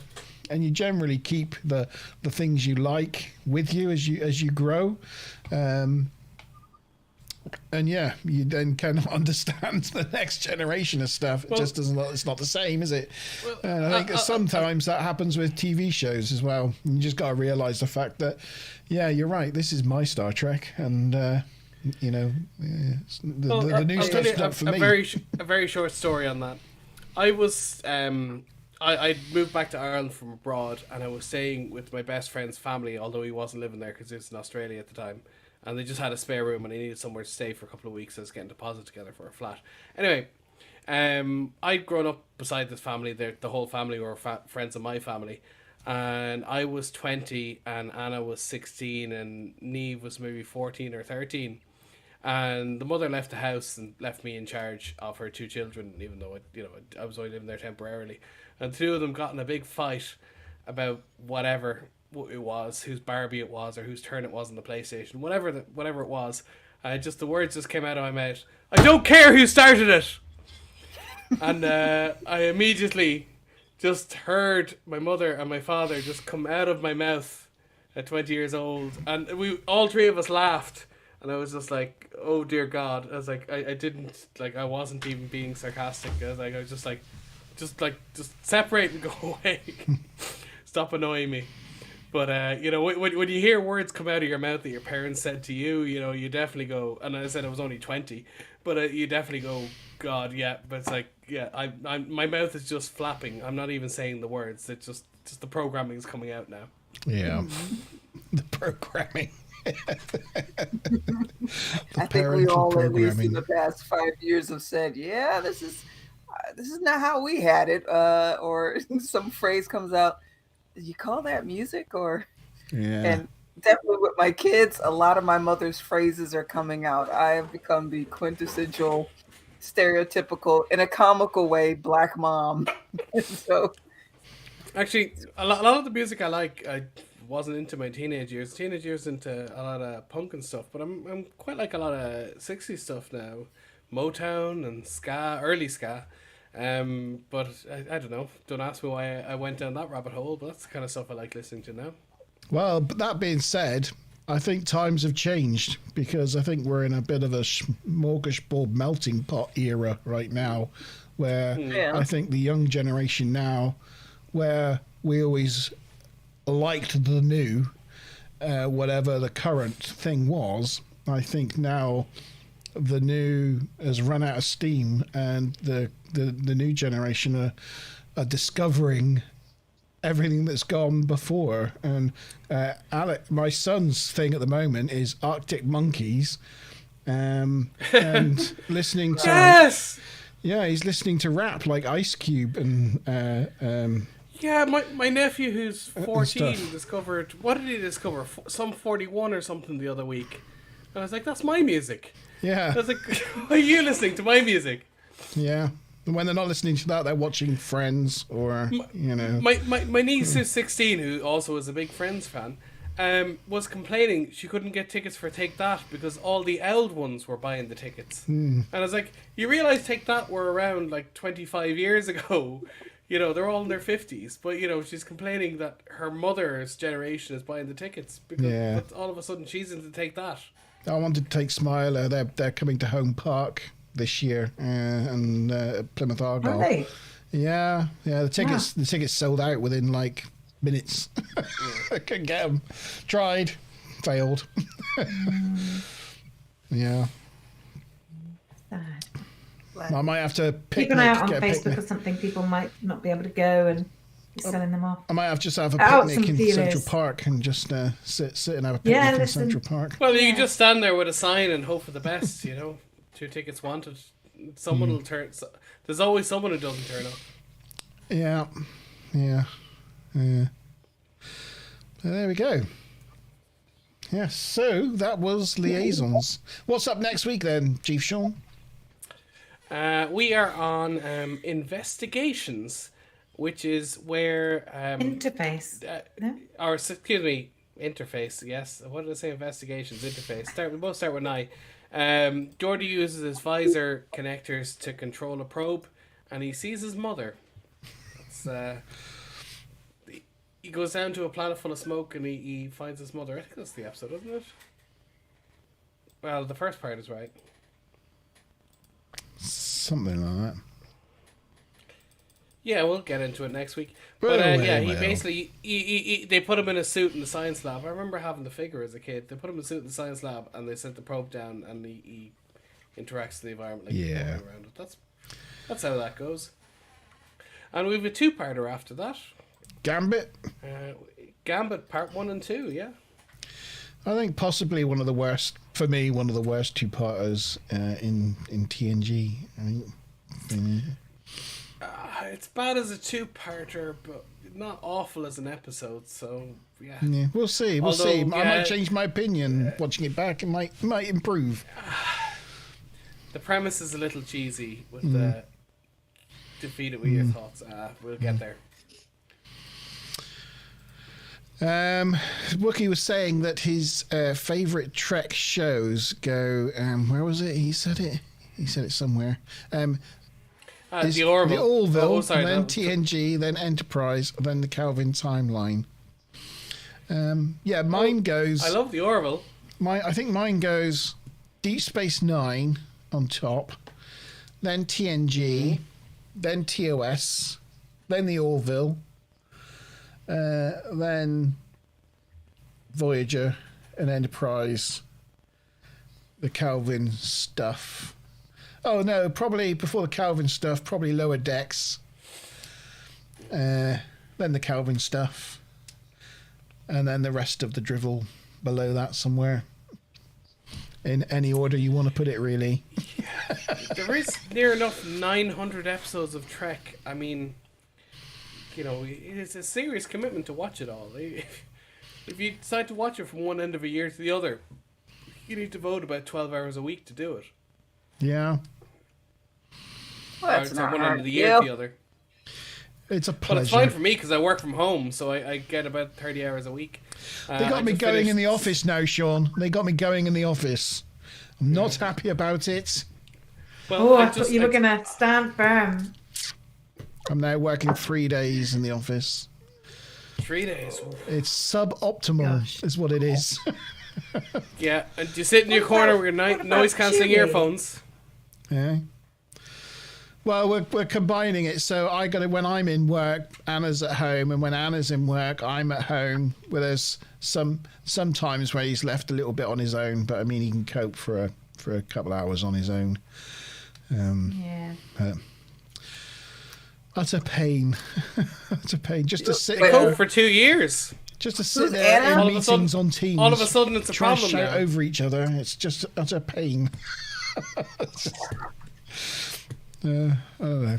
Anyway. Crazy. Yeah, well, I literally ran the numbers past my manager. I was like, I cannot afford to commute to the office and afford to buy a house. I was like, are you condemning me to renting forever? Yeah. Oh, I threw all sorts of weird arguments. It's like, you literally do not pay me enough to be able to afford to buy a house and commute to work. So, you know, double my salary or, you know, figure out something. I missed one off my list, I just realised. Before getting to the new Trek at the bottom, I should have said Galaxy Quest. That should have been in there. Yes. Oh, did you hear the Trek news? Mr. Sir Patrick may have let a little... I'm not happy about this, but apparently there's a Picard film in development. Really? Yeah, Picard's coming back as Rambo Picard from the films. He's 82 years old. 82. Time to leave. I know alone. he's in good shape, but I mean, you know... They sent them sailing off into the sunset. That was enough. It's fine. Yeah, he needs to be sitting on a couch with the dog in his lap and you know, Drinking someone a tending shut. to him. No. I fought the Borg once. Sure you did. Sure you did. Okay. You know, he needs to be... During the war. Like, Patrick... during the war... If you say during the war, during the conflict of 1941 to 1945, yeah, like, leave it be, please. Just give us Star Trek Legacy instead. But he came out and announced it this week, and nobody's contradicted him. So maybe they're, rather than giving us our Star Trek Legacy, they're going to make a Star Trek Picard film. And yeah, it's Legacy, just all new characters. It's fine. We're okay. Yes, that's it. I did see there was a trailer drop for season 5 of Discovery. Did you see the fan trailer for season 8 of Deep Space Nine? No. Oh, it was amazing. What? It will give you goosebumps. Like, I started watching it and I got so hyped up that I was pissed off halfway through. It doesn't that exist. It wasn't real. Well, there's like, it hurt. It caused me pain. I don't think it's copyrighted, so if you wanted to pull it up, you probably could. It shouldn't be. It's a fan thing, so it shouldn't be. Yeah, it's a fan thing. Yeah, yeah. Well, Okay. they can't copyright it. He meant your crockery, by the way, Tabikins. Not crocker, but crockery. The cup, you have a blue cup. Oh, Said he saw a my blue bowl with a handle? Yeah, okay, just look up Bowl with Star a Trek handle. Star Trek Emissary title sequence. That's what it's called. What? And Star Trek Emissary title sequence. Star Trek Emissary. I do that for. Emissary title And sequence. I saw it when it had about 100 views, and then I tagged Sean Ferrick, and Sean Ferrick, who did he tag? I forget who he tagged. He tagged someone, and anyway, he tagged half the people in the show, and they were like, yeah, Nana. No, but Sean Ferrick tagged Nana, and Nana like reposted it, and they go, "This is amazing." So I could have just tagged Nana myself, and I would have got the street cred. But nonetheless, hey, it's out there. I don't care.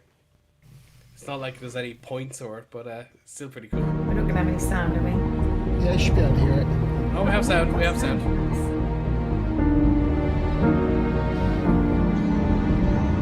It's very Picardy. Picard? Yeah, very Picard. Time Lord. Time Lord was suggesting Picard season 20, Journey to the Nursing Home. Oh, look, my Beauty the Defiant. Tough little shit.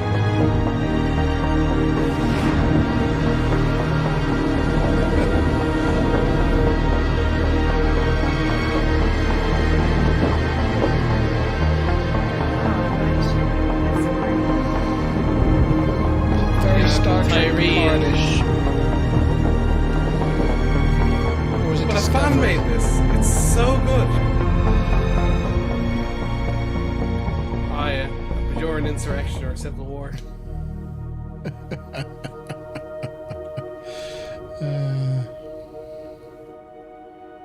Very good. Whoever put the work into that. it's Chris just Lurch absolutely and fantastic. David Frank, I think it was. Right. Yeah, David Frank. Yeah.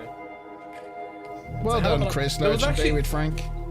Good job. There was actually a situation in the Capaldi era where someone made a fan trailer for Doctor Who of kind of like, there was kind of a vortex, but it was made out of of a clock, and the people behind Doctor Who liked it so much they hired him to make the official intro for the Yeah. Capaldi seasons.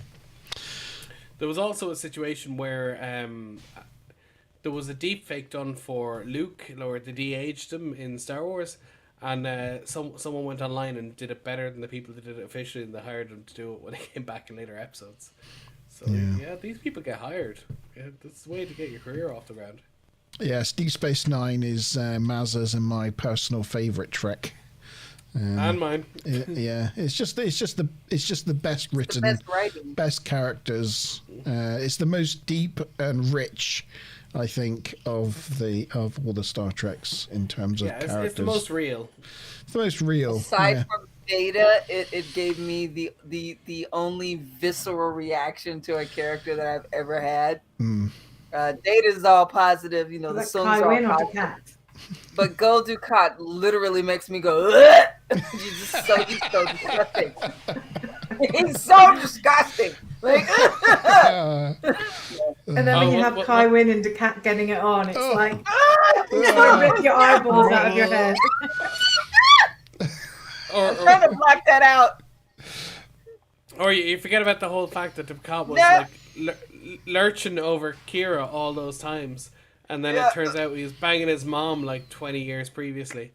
Yeah, and, said nothing about it for years. But he's like, oh, I banged the mother, let's go for the daughter. Yeah, like that is like, she's not a 5-year-old anymore. She's old enough, I can bang her. Let's try. Ugh. So gross. He's so disgusting. I just can't. I agree. Can't do it. But he like, just the thought of him, like, I love the actor. I was like, look, you did a fabulous job for someone to be completely nauseated by that character. To me, he was like Louise Fletcher. I think it was. Was it Louise Fletcher? Nurse Ratchet. Oh, she's an awful bitch. Kai Wynn. She's just such a good, such a good job of being a bad guy or just being a detestable person. You know. Well, have you seen One Flew Over the Cuckoo's Nest? Not recently, not a long time ago. Oh well, she played the bitch nurse that basically made everything bad happen. Right. And that's the reason she was hired by Kai Wynn. She's Space actually Karen, as lovely. She's actually lovely. She's such a good actress. But I think it's like Alan.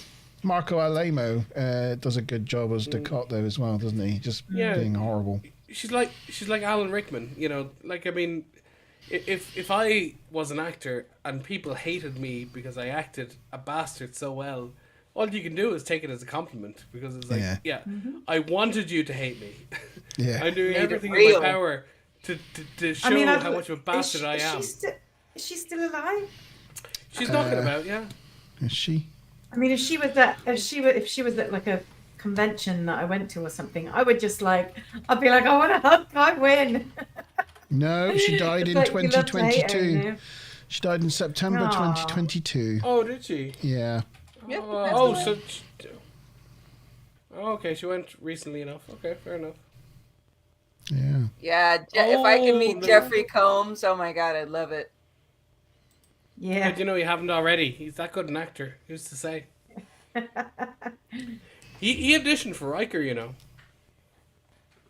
How many people auditioned for Riker? Gosh. But he was one of those people who's been in like almost every series, isn't he?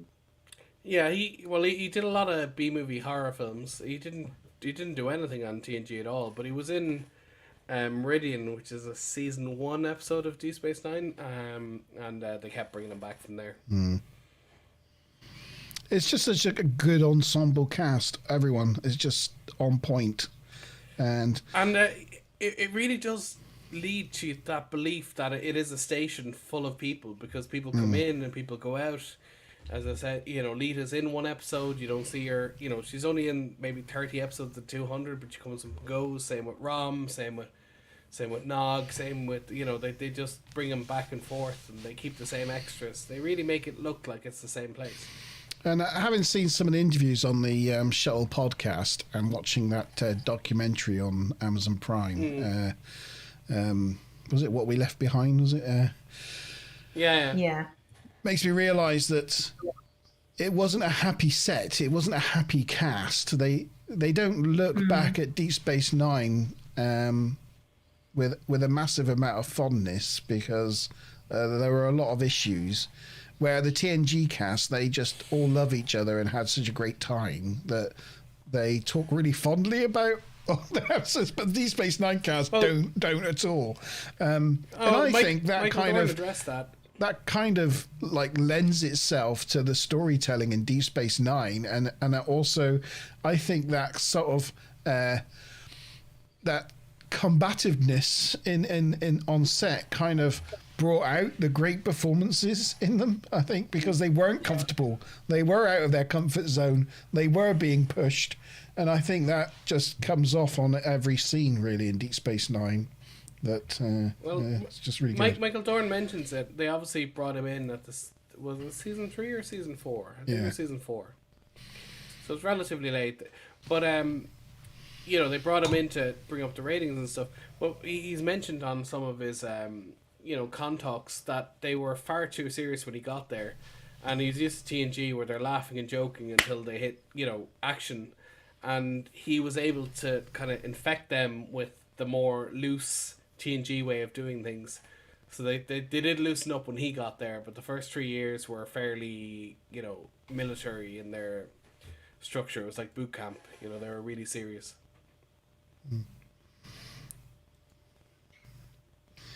I wouldn't worry. I think he's just being. You can only hear the audio of whatever it is we're watching. We're not watching anything. We're not watching anything. No, we're just chatting. Monty. Time Lord says they should have sent the ambassador that was messing with Picard to learn about love. They should have just sent him to Quark's holosuites. That would have taught him about it. Yeah. Yeah. Orion Love Slave number 3, or Vulcan Love Princess, whatever it was. Yeah. Yeah, we're not watching anything now, Wookie. We were just chatting away. We're just chatting. But I think we've probably come to the end of it now. It's just 10:15 UK time. Yes, so that was Liaisons. Congratulations to Tired Time Lord for getting on the scoreboard. You are in. Where is it? You got 5 points, by the way. You got 5 points. Yes. Yes, so you're 1, 2, 3, 4, 5, 6, 7th in the leaderboard for this season. Well done. Yeah. You don't have a YouTube window on autoplay or something, do you, Monty? Me? Maybe that's what he's hearing. No. He says sorry, lol. I think he's just joking. Yeah. Oh, okay, fair enough. No, I don't have anything. No. But anyway, yep. So. Remind me again, what's next week's episode called? Interfaces. Interfaces. Oh, interfaces. Yes. So yes, it's goodbye from me. Join us next Wednesday at 8 o'clock, where we will be reviewing the episode Interfaces. We will see you then. Cheers.